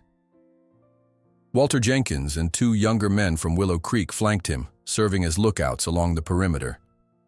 "The loading ramp is secure," Joseph whispered, "but we need to be quick. Dawn comes early in June." Thunder balked at the sight of the trailer, memories of previous traumatic transports evident in his suddenly rigid posture. Even with the sedative, the fear ran too deep to be completely suppressed. Isaiah moved directly into the horse's line of sight. "I know," he said softly. "I remember too. But this time is different." To demonstrate, Isaiah walked up the ramp first, turning to face Thunder from inside the trailer. "See? I'm right here with you. We go together this time." Thunder's nostrils flared, scenting the unfamiliar space. His front hoof pawed the ground once, twice. Then, with extraordinary courage, he followed Isaiah up the ramp, each step deliberate and trusting. Just as they secured the trailer door, headlights appeared on the main drive, the security guard making an unscheduled patrol. Everyone froze, barely breathing as the vehicle passed the tree line that concealed them from view. "Go now," Joseph urged Franklin, who sat behind the wheel. "We'll create a distraction if needed." The plan nearly unraveled when a second security guard appeared at the main gate, blocking their most direct escape route.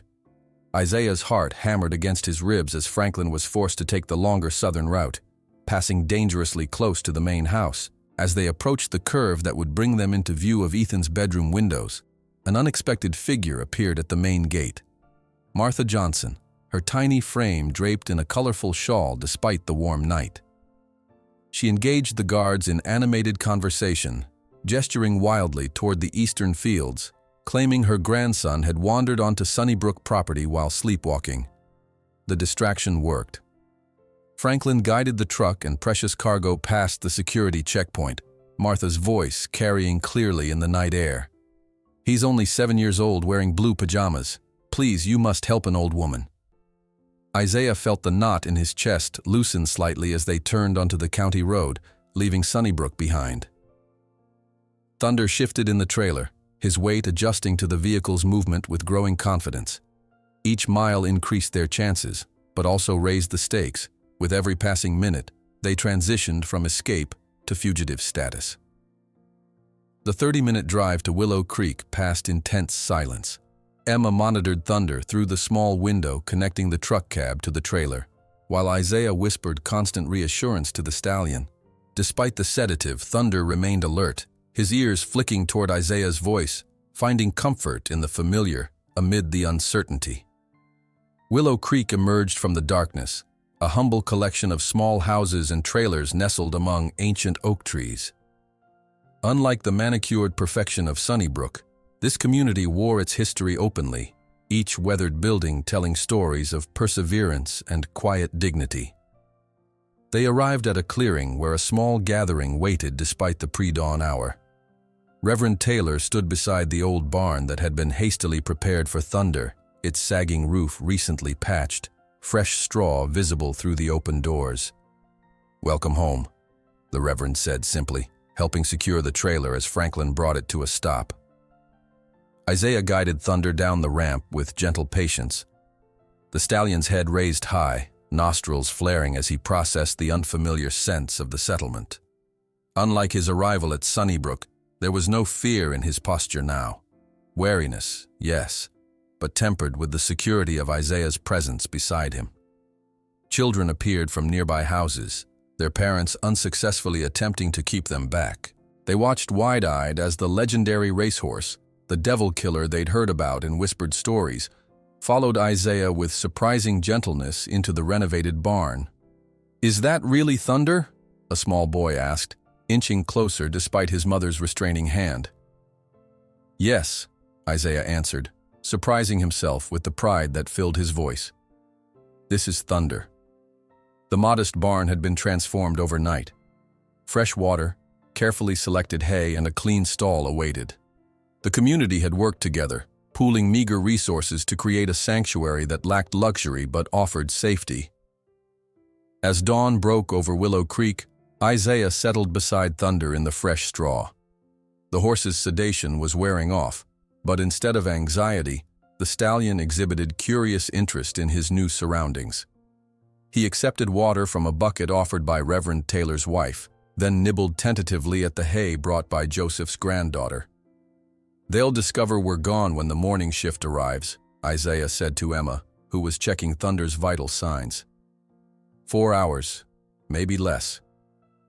"Ethan will call the police immediately," Emma confirmed. "Grand theft is a felony. The value of Thunder alone. I know the risks." Isaiah's hand rested on Thunder's neck, drawing strength from the connection. "But what choice did we have?" The answer came in the form of Reverend Taylor, who entered the barn carrying a tray of coffee and fresh biscuits. "We've set up a rotation of lookouts," he informed them. "And there's a CB radio network connecting every black household between here and Lexington. If anyone comes looking, we'll have warning." By mid-morning, the community had mobilized completely. Children carried water and messages between houses. Women arrived with food and linens for the small room adjacent to Thunder's stall where Isaiah would sleep. Men strengthened the barn structure and established a security perimeter that relied on generations of knowledge about how to remain invisible while in plain sight. The first news from Sunnybrook arrived via Walter's nephew, who worked in the mansion's kitchen. "All hell's broken loose," he reported breathlessly. "Mr. Williams is threatening to fire everyone. Police cars everywhere. They're treating it like a theft ring hit the place." Isaiah watched Thunder explore his new stall, the horse's movements more relaxed than he'd ever seen at Sunnybrook. The irony wasn't lost on him. Here in this humble barn, with its patched roof and hand-built stall, the champion thoroughbred seemed more at home than in the state-of-the-art facilities that had been his prison. As afternoon faded into evening, the immediate threat of discovery receded slightly. The police had focused their search on major highways and known horse transport routes, not the invisible networks of the black community that had sheltered fugitives since slavery times. In the gathering dusk, Martha Johnson arrived, her ancient pickup truck bringing supplies and wisdom. She examined Thunder's injured leg with hands that had tended generations of horses, nodding approvingly at its improved condition. "He carries himself differently here," she observed. "Less fear in his eyes." "What happens tomorrow?" Isaiah asked, the question that had haunted him finally finding voice. Martha smiled, her face creasing like well-loved leather. "Tomorrow we plan for the Kentucky Horse Festival. 3 weeks from now, the entire equestrian world will be in Louisville." She patted his arm with surprising strength. "Sometimes the best hiding place is in plain sight, with witnesses who'll remember the truth." As night settled fully over Willow Creek, Isaiah sat cross-legged in Thunder's stall, his father's guitar across his lap. For the first time since their escape began, he allowed himself to play, fingers finding familiar blues patterns that filled the simple barn with something profound. "Tomorrow we won't run anymore," he promised. watching Thunder's ears track his words with understanding that transcended language barriers. Tomorrow we'll face the world and show them that some connections are too strong to be broken by money or power. Dawn broke over the Kentucky hills with a warmth that promised a perfect day for the annual horse festival. Isaiah had barely slept, the weight of what they were about to attempt pressing on him like a physical force. Thunder, too, seemed to sense the significance of the day, standing alert in the makeshift stall, ears pricked forward, dark eyes following Isaiah's every movement as he prepared their few belongings. "Today we stop running," Isaiah said softly, checking the simple halter Emma had modified, designed for comfort rather than control. "Today we face them on our terms." The past 3 weeks at Willow Creek had transformed Thunder. Away from the clinical perfection of Sunnybrook's facilities, the stallion had flourished in the humble barn with its earth floor and hand-patched roof. His coat gleamed with health, muscles rippling beneath the midnight black hide that had earned him his name. Most remarkably, he now carried weight on his injured leg with only the slightest hesitation, not enough for racing, but more than sufficient for a dignified life.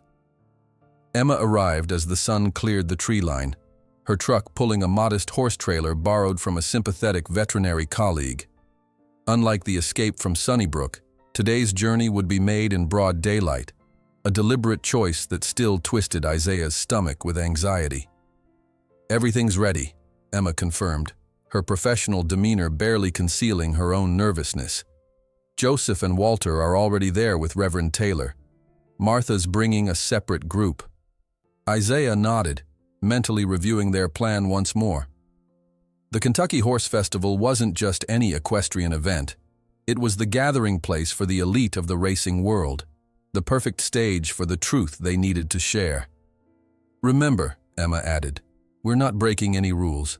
The festival's open grounds are public. We have every right to be there."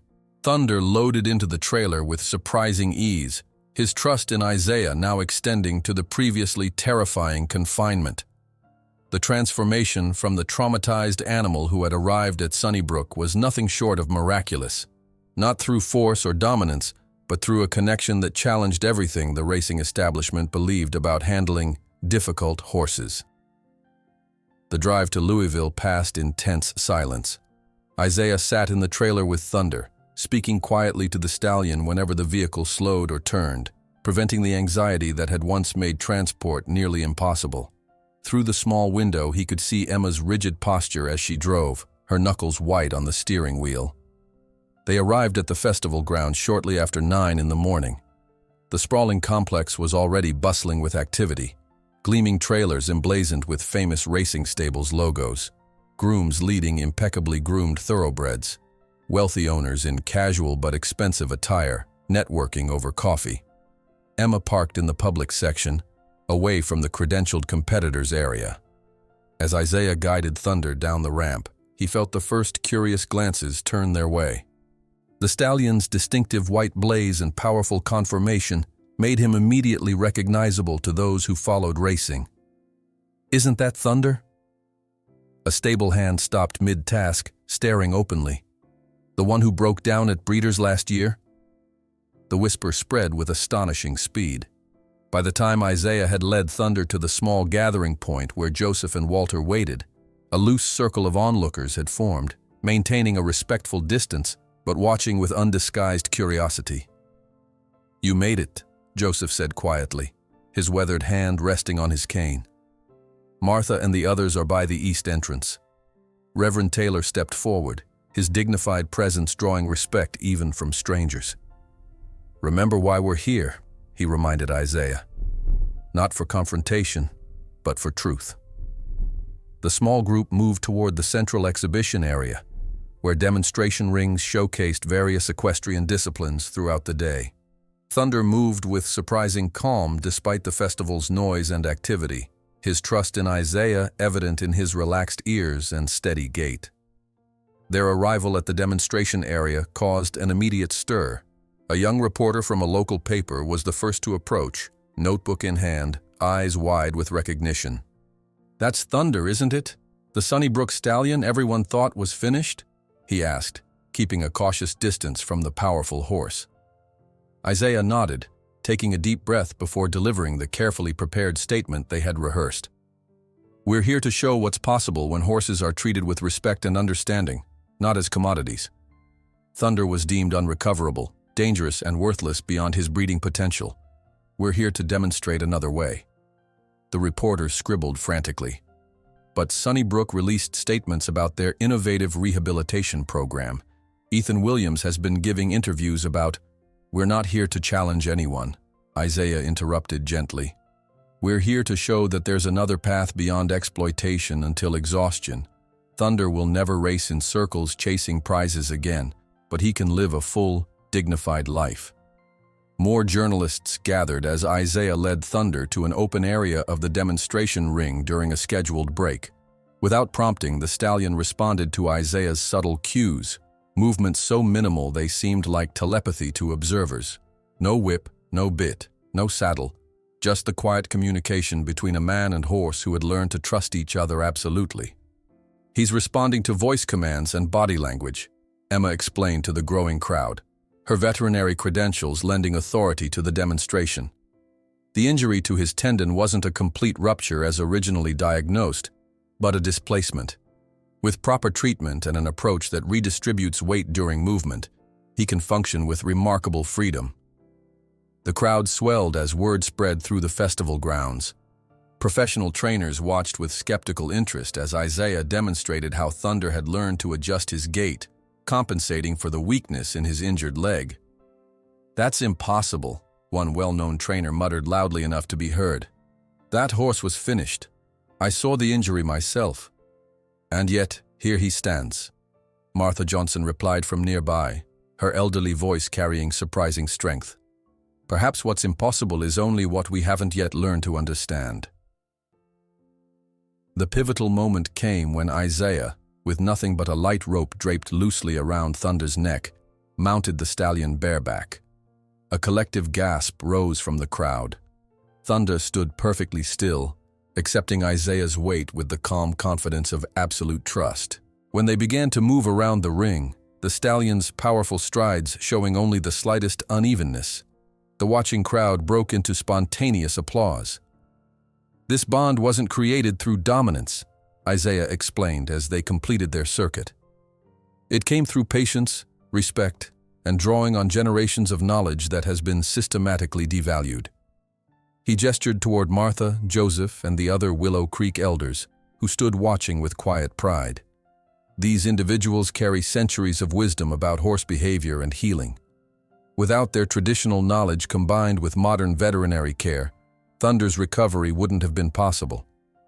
The demonstration had drawn hundreds now, including festival officials who watched with professional interest.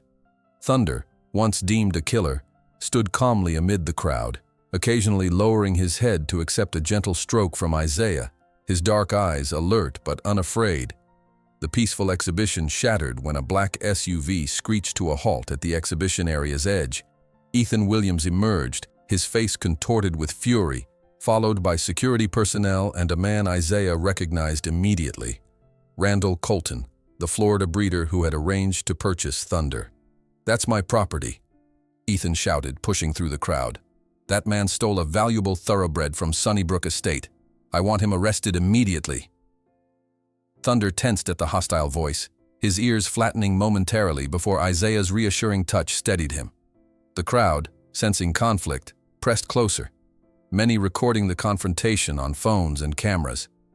"Mr. Williams," Isaiah responded calmly, remaining mounted on Thunder, the elevated position giving his words greater projection.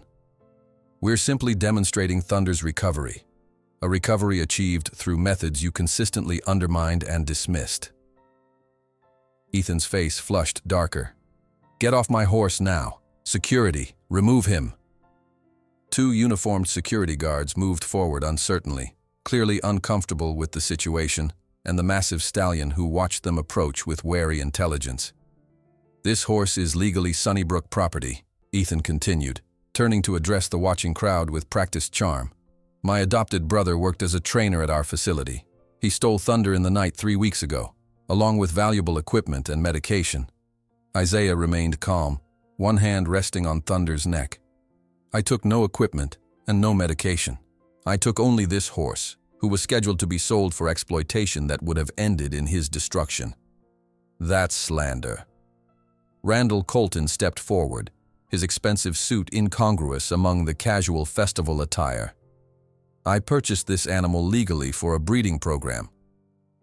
A breeding program that included nerve blocks and performance-enhancing drugs to force him to run despite his injury, Isaiah countered. I heard you discuss it myself at Sunnybrook. The accusation caused murmurs through the crowd. Several journalists had their recorders extended, capturing every word of the confrontation.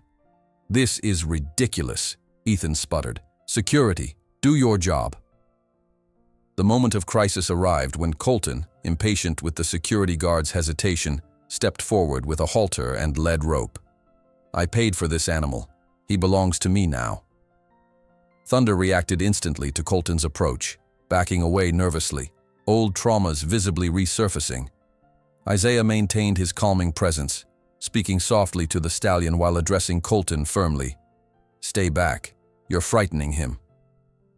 He's a horse, not a child, Colton sneered, producing a riding crop from his jacket, the very object that triggered Thunder's most severe reactions. The sight of the crop caused Thunder to rear slightly, his powerful forelegs lifting off the ground in distress. The crowd scattered backward, giving the horse space. Instead of clinging on or forcing Thunder down, Isaiah moved with the stallion, his body language accepting the fear response while guiding it safely back to earth. The tense standoff might have escalated further if not for the unexpected arrival of an elderly man pushing through the crowd with surprising determination. Franklin Dobbs, accompanied by a distinguished-looking man carrying a legal briefcase, approached the center of the confrontation. Mr. Williams, Dobbs addressed Ethan formally, his voice carrying despite his age. As executor of your parents' will, I must inform you that all transactions involving Sunnybrook properties are legally contestable until the correct division of assets is implemented. The crowd fell silent, sensing the shift in power dynamics. Before Ethan could respond, Dobbs's companion stepped forward, introducing himself as James Harrington, attorney at law, and producing a document from his briefcase. This is an emergency injunction preventing the sale or transfer of the thoroughbred known as Thunder until ownership can be properly established through probate court, Harrington announced. The will of John and Margaret Williams contained provisions for Isaiah Williams that were improperly excluded from execution. Cameras flashed as journalists pressed closer, sensing the developing story had just gained new dimensions.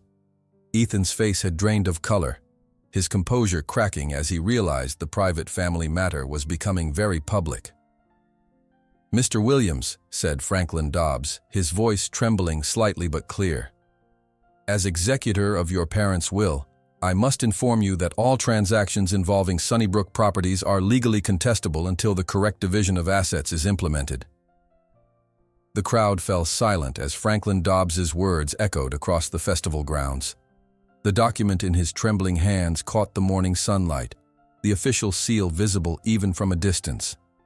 Thunder shifted beneath Isaiah, the stallion's muscles tensing as he sensed the shifting currents of human emotion surrounding them. What is the meaning of this?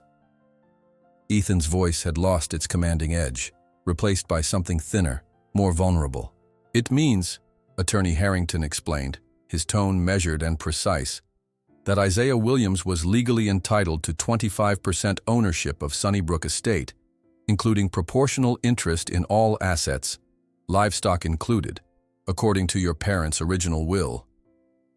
Murmurs rippled through the gathering crowd. Journalists pushed forward, cameras flashing, recorders extended toward the unfolding drama. Isaiah remained centered on Thunder's back, one hand resting lightly on the stallion's neck, grounding them both amid the chaos. This is preposterous, Ethan sputtered, his composure cracking further. That document is a forgery.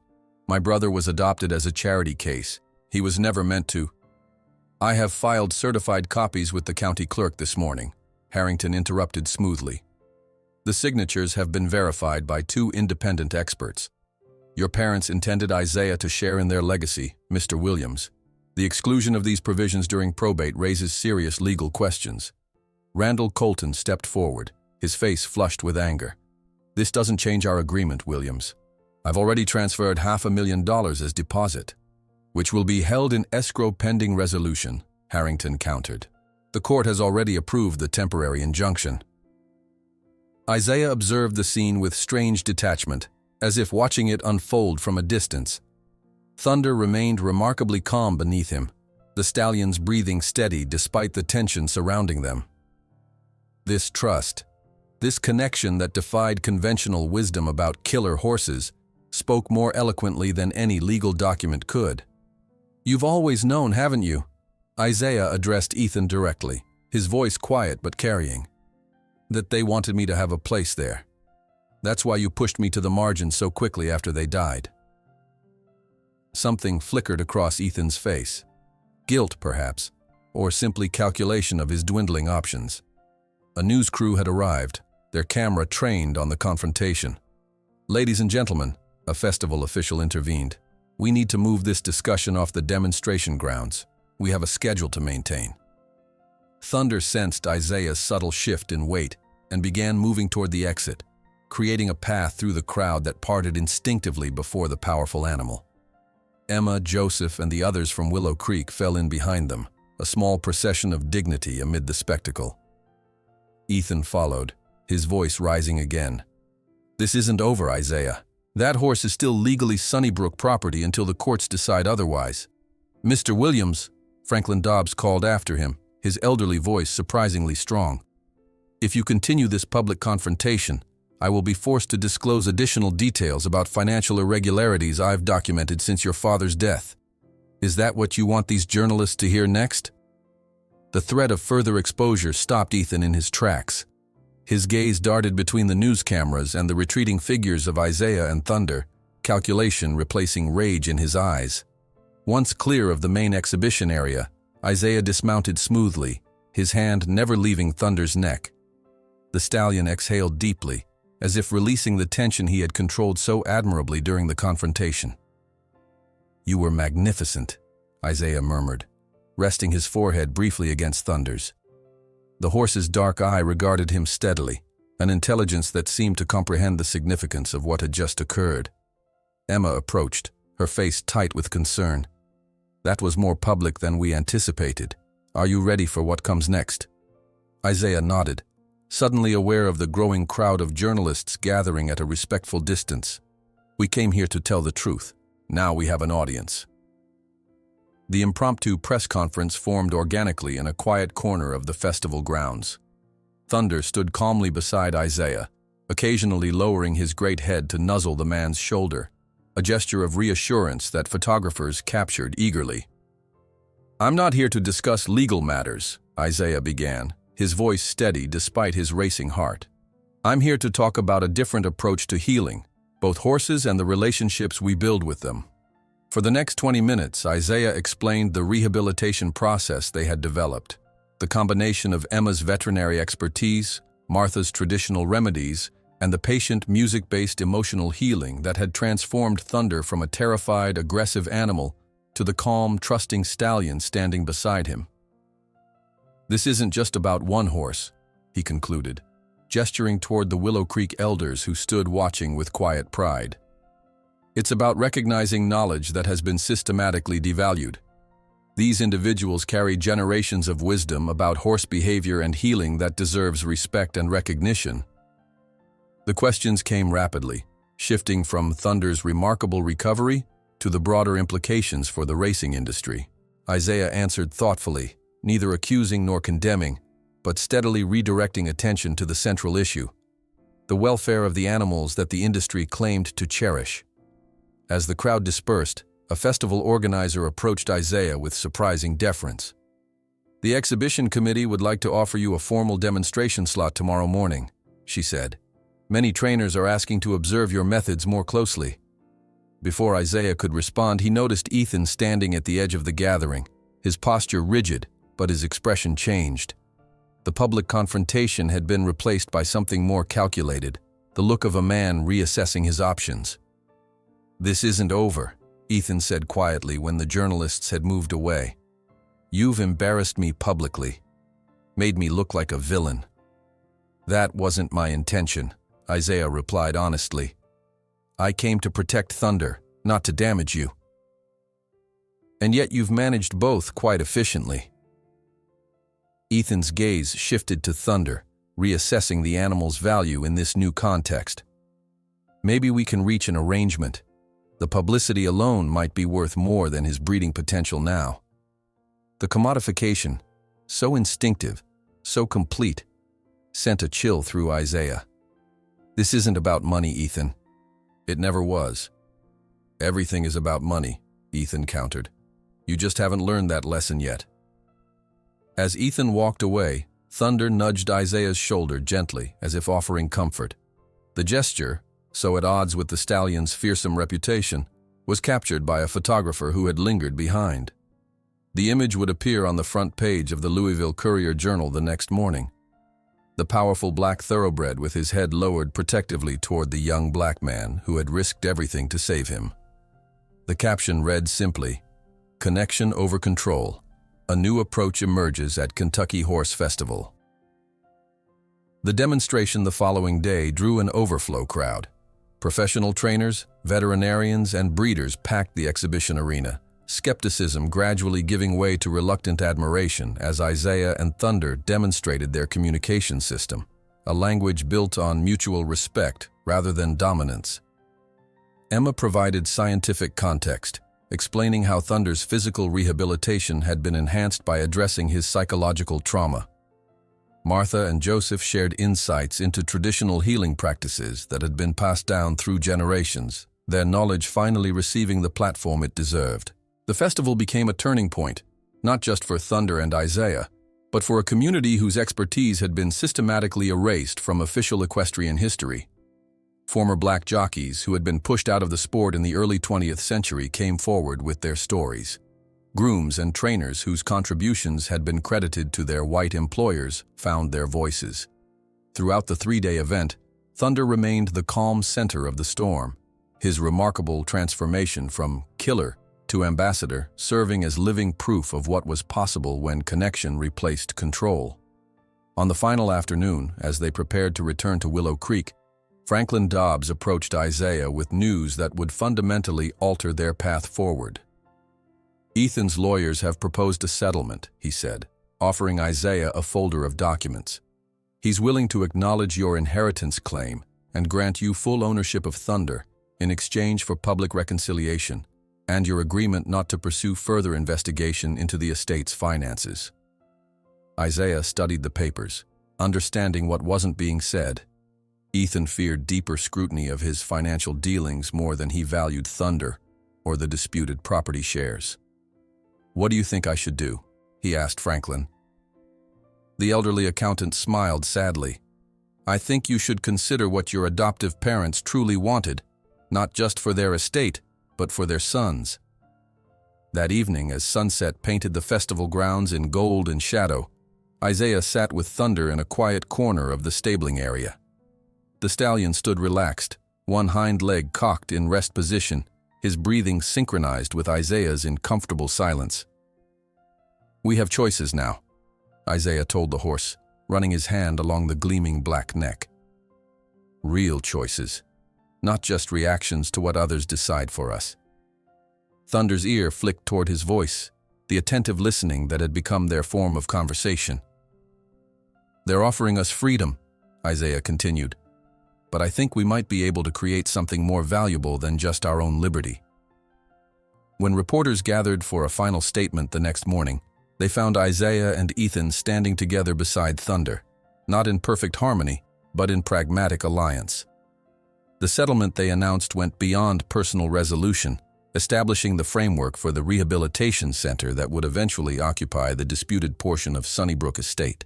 The legal battles would continue for months: property divisions, asset allocations, the complex unwinding of what had been deliberately tangled. But the image that dominated media coverage wasn't of conflict, but possibility. Two brothers with Thunder between them, the horse's intelligent gaze focused on a future where his trauma might become the foundation for healing others. "They're offering a settlement," announced the pro bono lawyer who had agreed to represent Isaiah after the media exposure, placing an official proposal with Sunnybrook's letterhead on the rustic table at Willow Creek. Ethan is willing to acknowledge your portion of the property and Thunder's custody, but demands your silence about everything that happened. Isaiah stared at the official Sunnybrook letterhead, the weight of its implications settling over the rustic table in Willow Creek's community center.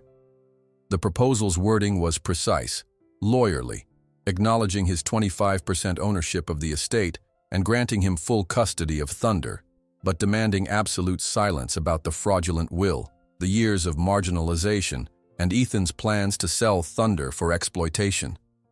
"They're scared," Emma observed, studying the document over his shoulder. "The publicity from the festival has painted them into a corner."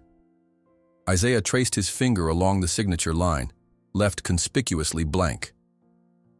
"It's not just about me and Thunder anymore. There's a bigger story here that deserves to be told." The days following the Kentucky Horse Festival had transformed their private struggle into something approaching a movement. Journalists continued calling. Veterinary journals requested interviews with Emma about their rehabilitation techniques. Martha Johnson had been invited to speak at a symposium on traditional healing practices at the University of Kentucky, an institution that had never before acknowledged such knowledge as legitimate. "Take the money and run," suggested one of the younger men from Willow Creek. "Get what's yours and be done with them." Joseph Freeman shook his head, his weathered hands resting on his cane. "Some things are worth more than settlement checks, young man." 3 days later, Isaiah sat across from Ethan in the formal conference room of a neutral law firm in Lexington. Thunder's future and Isaiah's inheritance hung in the balance, but the atmosphere lacked the explosive tension of their confrontation at the festival. Ethan looked diminished somehow, the public exposure having stripped away layers of his carefully constructed facade. "My lawyers tell me your position is legally sound," Ethan began, his tone carefully neutral.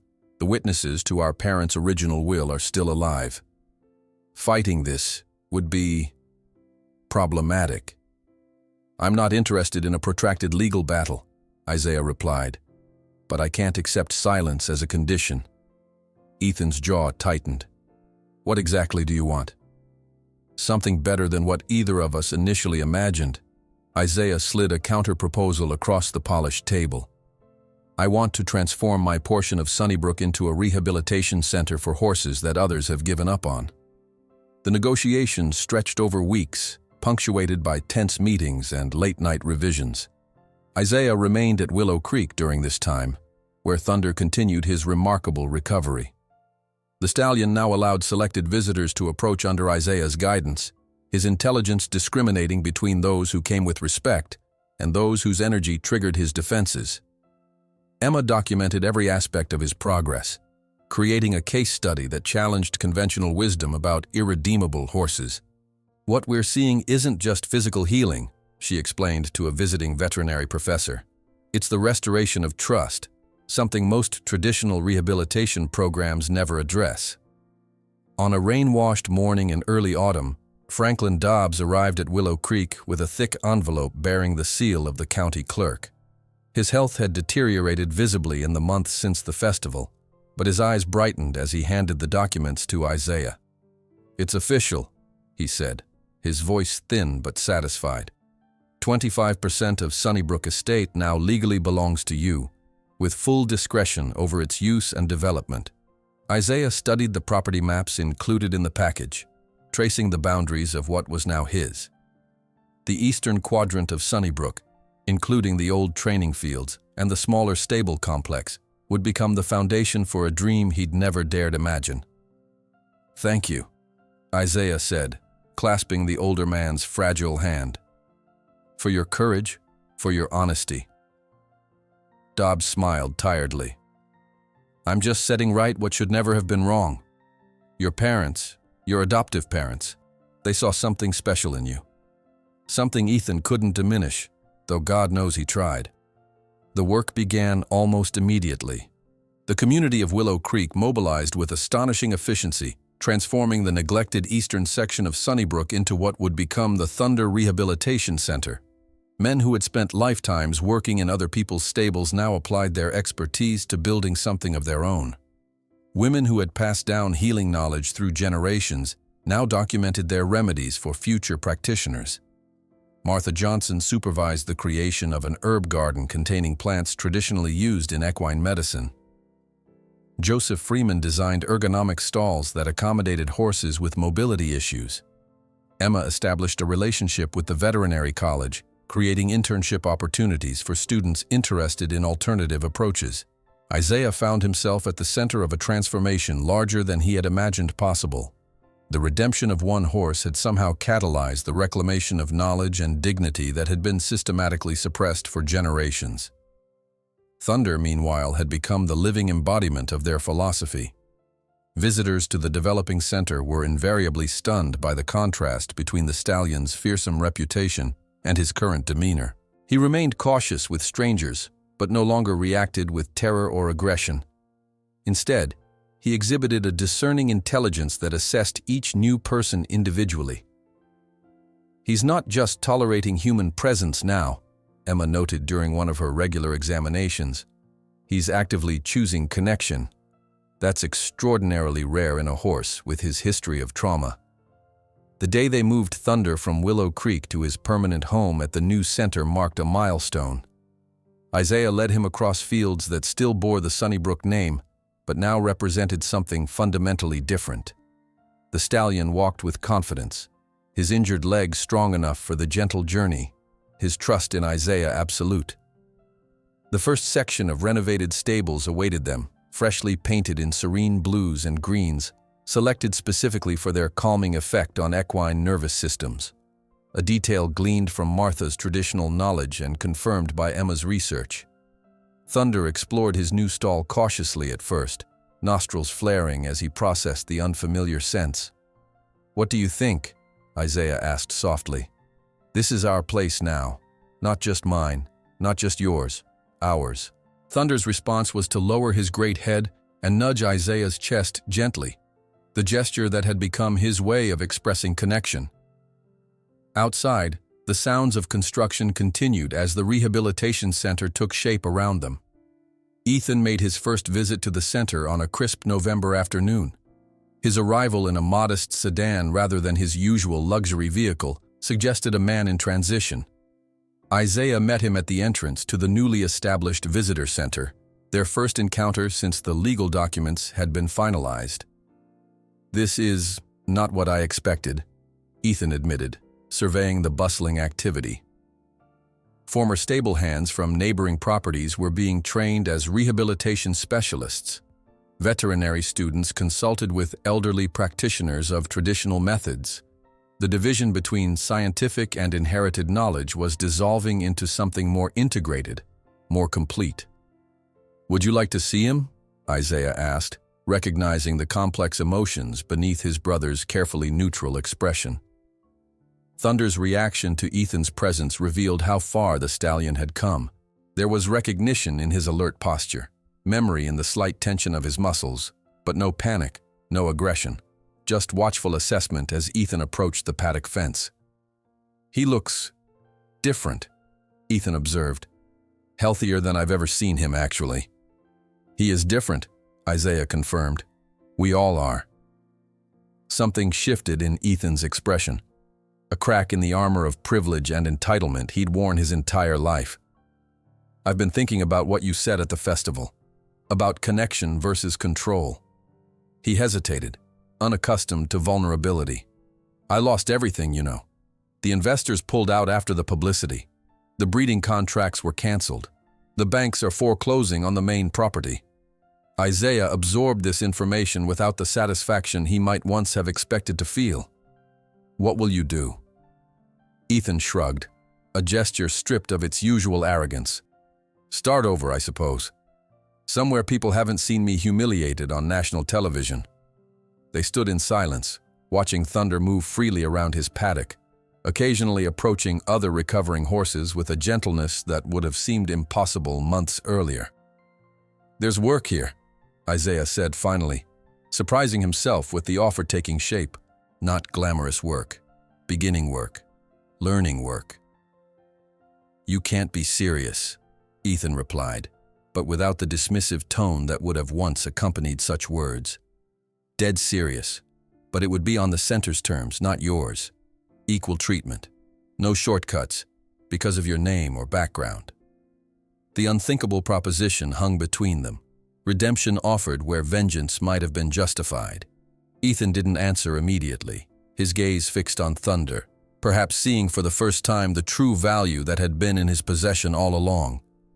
2 weeks later, residents of Willow Creek witnessed the extraordinary sight of Ethan Williams mucking out stalls under the supervision of Walter Jenkins's grandson, dressed in work clothes with no trace of his former privileged demeanor. The journey toward his own rehabilitation had begun with the most basic lessons in humility and honest labor. As winter settled over Kentucky, the Thunder Rehabilitation Center welcomed its second official resident, a mare with severe anxiety issues who had injured 3 handlers at her previous stable. The staff gathered to watch Isaiah's initial approach, studying the methodology he had developed with Thunder.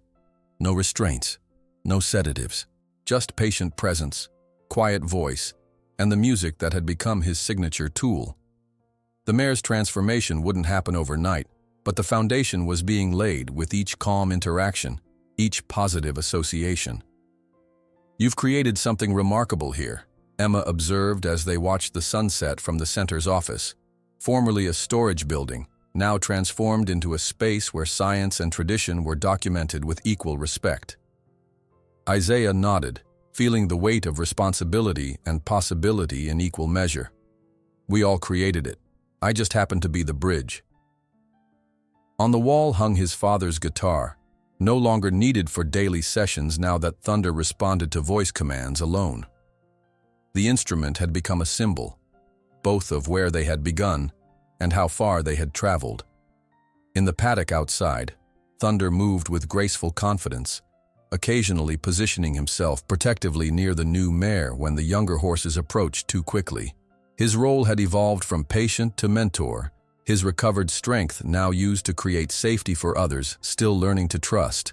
6 months after the opening of the center, the phone rang late one night. Isaiah answered sleepily, immediately alert at the desperate voice on the other end, a ranch manager from Texas describing a champion thoroughbred who had attacked his trainer and was scheduled for immediate euthanasia.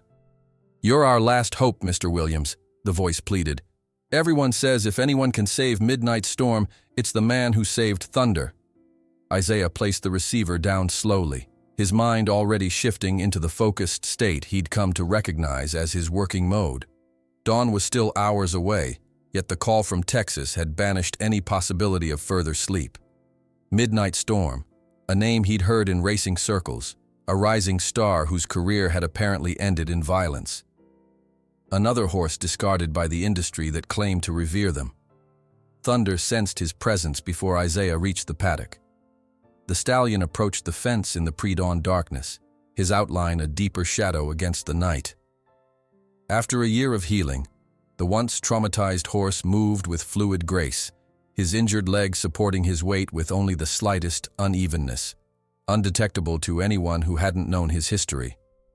"We have another one," Isaiah said quietly, reaching up to stroke the stallion's sleek neck. "Another soul they've given up on." Thunder's ears flicked forward attentively, his breath warm against Isaiah's face as he lowered his great head. This connection, this silent understanding between them, still amazed Isaiah. What had begun as a desperate attempt to save one horse had evolved into something far more profound. By morning, the center was buzzing with preparation. Emma examined the medical records faxed from Texas, her expression growing increasingly troubled as she turned the pages. "Multiple fractures in his racing history, all pushed to heal too quickly," she reported. "Pharmaceuticals that should never have been administered in those combinations. This horse has been systematically abused by the medical protocols alone, never mind whatever triggered the violent episode." Isaiah nodded, unsurprised. "Can we help him?" "Physically, maybe. The real question is psychological." Emma glanced through the window where Thunder was demonstrating remarkable patience with a nervous young mare, positioning his body to create a buffer between her and the more boisterous geldings. "What Thunder's accomplished is extraordinary. He's not just recovered, he's become a healer himself." The transformation was indeed remarkable. The stallion, once deemed a killer, now served as a calming presence for new arrivals, somehow communicating safety to horses who had lost all trust in humans. The staff had taken to calling him the Ambassador, a title he carried with dignified awareness. The documentary crew from National Geographic arrived as Isaiah and Emma were finalizing travel arrangements to Texas. Their presence had become a familiar fixture at the center over the past months, filming, interviewing, documenting the methods that had begun with instinct and evolved into a replicable system. "We'd like to accompany you to Texas," the director proposed. Capturing the initial assessment would be invaluable for the documentary. Isaiah hesitated. The first moments with traumatized horses were delicate, unpredictable, not ideal conditions for cameras and microphones. Yet the broader mission of the center included education, spreading these methods beyond their immediate reach. "Under specific conditions," he agreed finally. "You follow Emma's and my directions without question. If we say stop filming, you stop instantly." The journey to Texas revealed how far their reputation had spread. At fuel stops and roadside diners, strangers approached with questions, stories of their own troubled horses, requests for advice. What had begun as one man's mission to save one horse had somehow tapped into a deep hunger for a more compassionate approach to these animals. Midnight Storm's situation proved even more dire than the initial call had suggested.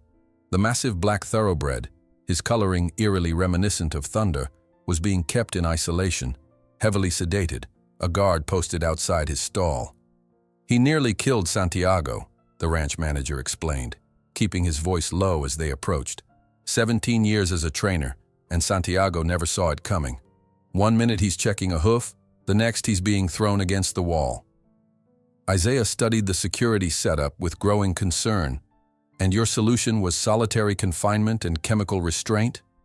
The manager had the grace to look uncomfortable. "The owner gave us 24 hours to find an alternative before putting him down. Your name came up as a last resort." The first glimpse of Midnight Storm was heartbreaking. Unlike Thunder, whose aggression had manifested as power and fury, this stallion had collapsed inward. He stood in the corner of his stall, head hanging, eyes dull with chemical sedation, his magnificent body diminished by the withdrawal of his spirit. "Leave us," Isaiah instructed, his tone brooking no argument. "That includes the cameras. Emma stays." Alone with the traumatized horse, Isaiah simply sat on the floor of the stall, making no attempt to touch or approach. Emma positioned herself by the door, medical bag ready but untouched. For nearly an hour, they remained in complete silence, allowing Midnight Storm to adjust to their presence without demand or expectation. "They've been treating the symptoms, not the cause," Isaiah observed quietly. "Look at the scar tissue around his flanks. Someone's been using spurs aggressively." Emma nodded. "The blood work shows concerning levels of multiple pharmaceuticals. They've been masking pain that should have been addressed properly." As the sedatives gradually wore off, Midnight Storm became more alert, his ears occasionally flicking toward Isaiah's voice when he began to speak softly, sharing stories about Thunder and the center. No demands, no training agenda, just human presence without threat. By evening, Isaiah had earned the right to move slightly closer, still maintaining a respectful distance, but establishing the beginning of trust. The documentary crew, permitted to film only from outside the stall, captured the painstaking patience of this approach. "This isn't a quick fix," Isaiah explained later, addressing both the ranch staff and the cameras. "Recovery from profound trauma takes time. Midnight Storm needs to relearn that humans can be trusted before any rehabilitation can begin." Back at the center, the work continued under the capable guidance of the staff Isaiah had trained. Ethan's integration into this world had progressed from basic stable work to actual therapeutic handling, his natural intelligence finding new application in the methodical rehabilitation protocols. "He has a gift with the fearful ones," Martha Johnson observed with ironic amusement, watching Ethan sit patiently with a trembling mare recently rescued from an auction lot. Perhaps because he understands fear so intimately himself. The transformation in Ethan was as remarkable as any horse's rehabilitation. The arrogance had been replaced by genuine humility, the calculating coldness by emerging empathy. The journey wasn't without setbacks. Old habits of entitlement occasionally surfaced, requiring firm correction from staff members who now treated him as an equal, not an employer. "I never understood what drove you," Ethan admitted during a rare moment of candor as he and Isaiah shared a simple meal after a long day's work. "Why you connected with them when I only saw value." Isaiah considered his response carefully. "Maybe because I know what it's like to be valued conditionally. To exist as someone's investment rather than as a being with inherent worth." The unspoken history between them, Isaiah's childhood as the useful charity case, Ethan's role as the entitled heir, hung in the air, not as accusation but as shared understanding. Thunder's evolution continued to astonish even those who worked with him daily. The educational programs Isaiah had established brought young people from underserved communities to the center, where Thunder demonstrated extraordinary patience with even the most awkward, fearful beginners.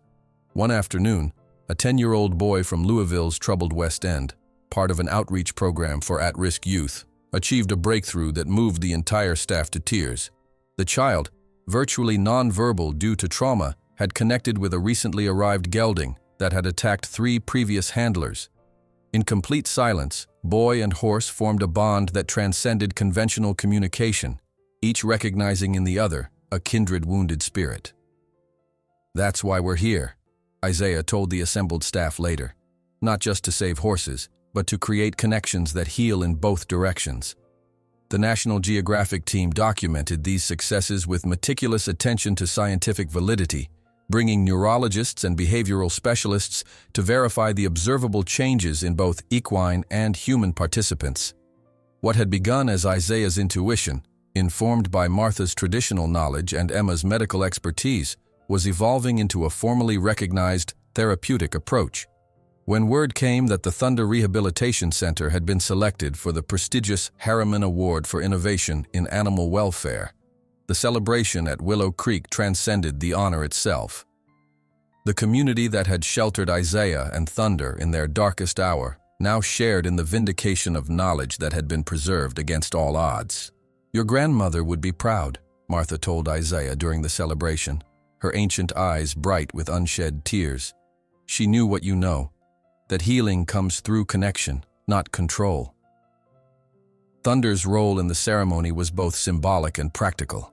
As cameras rolled and dignitaries watched, the stallion demonstrated his recovery by carrying Isaiah in a gentle canter around the main paddock, his movement showing only the slightest unevenness from his old injury. Following behind them came Midnight Storm, now 3 months into his rehabilitation, cautiously bearing Ethan at a careful walk, 4 souls connected by a journey of mutual healing. In the quiet aftermath of the ceremony, Isaiah found himself alone with Thunder in the paddock as sunset painted the Kentucky hills in gold and crimson. The old guitar hung now on the office wall, a reminder of beginnings but no longer necessary for the connection they had forged. The deepest scars, those that no one sees, can only be healed when we find someone who recognizes our pain without words. Isaiah reflected as he watched the next generation of whisperers training in the field, and as Thunder gave a powerful whinny beside him, he realized that his personal story of pain and redemption had become something much greater, a living legacy that would continue far beyond him, reconnecting humans to an ancestral wisdom nearly lost in the shadows of history.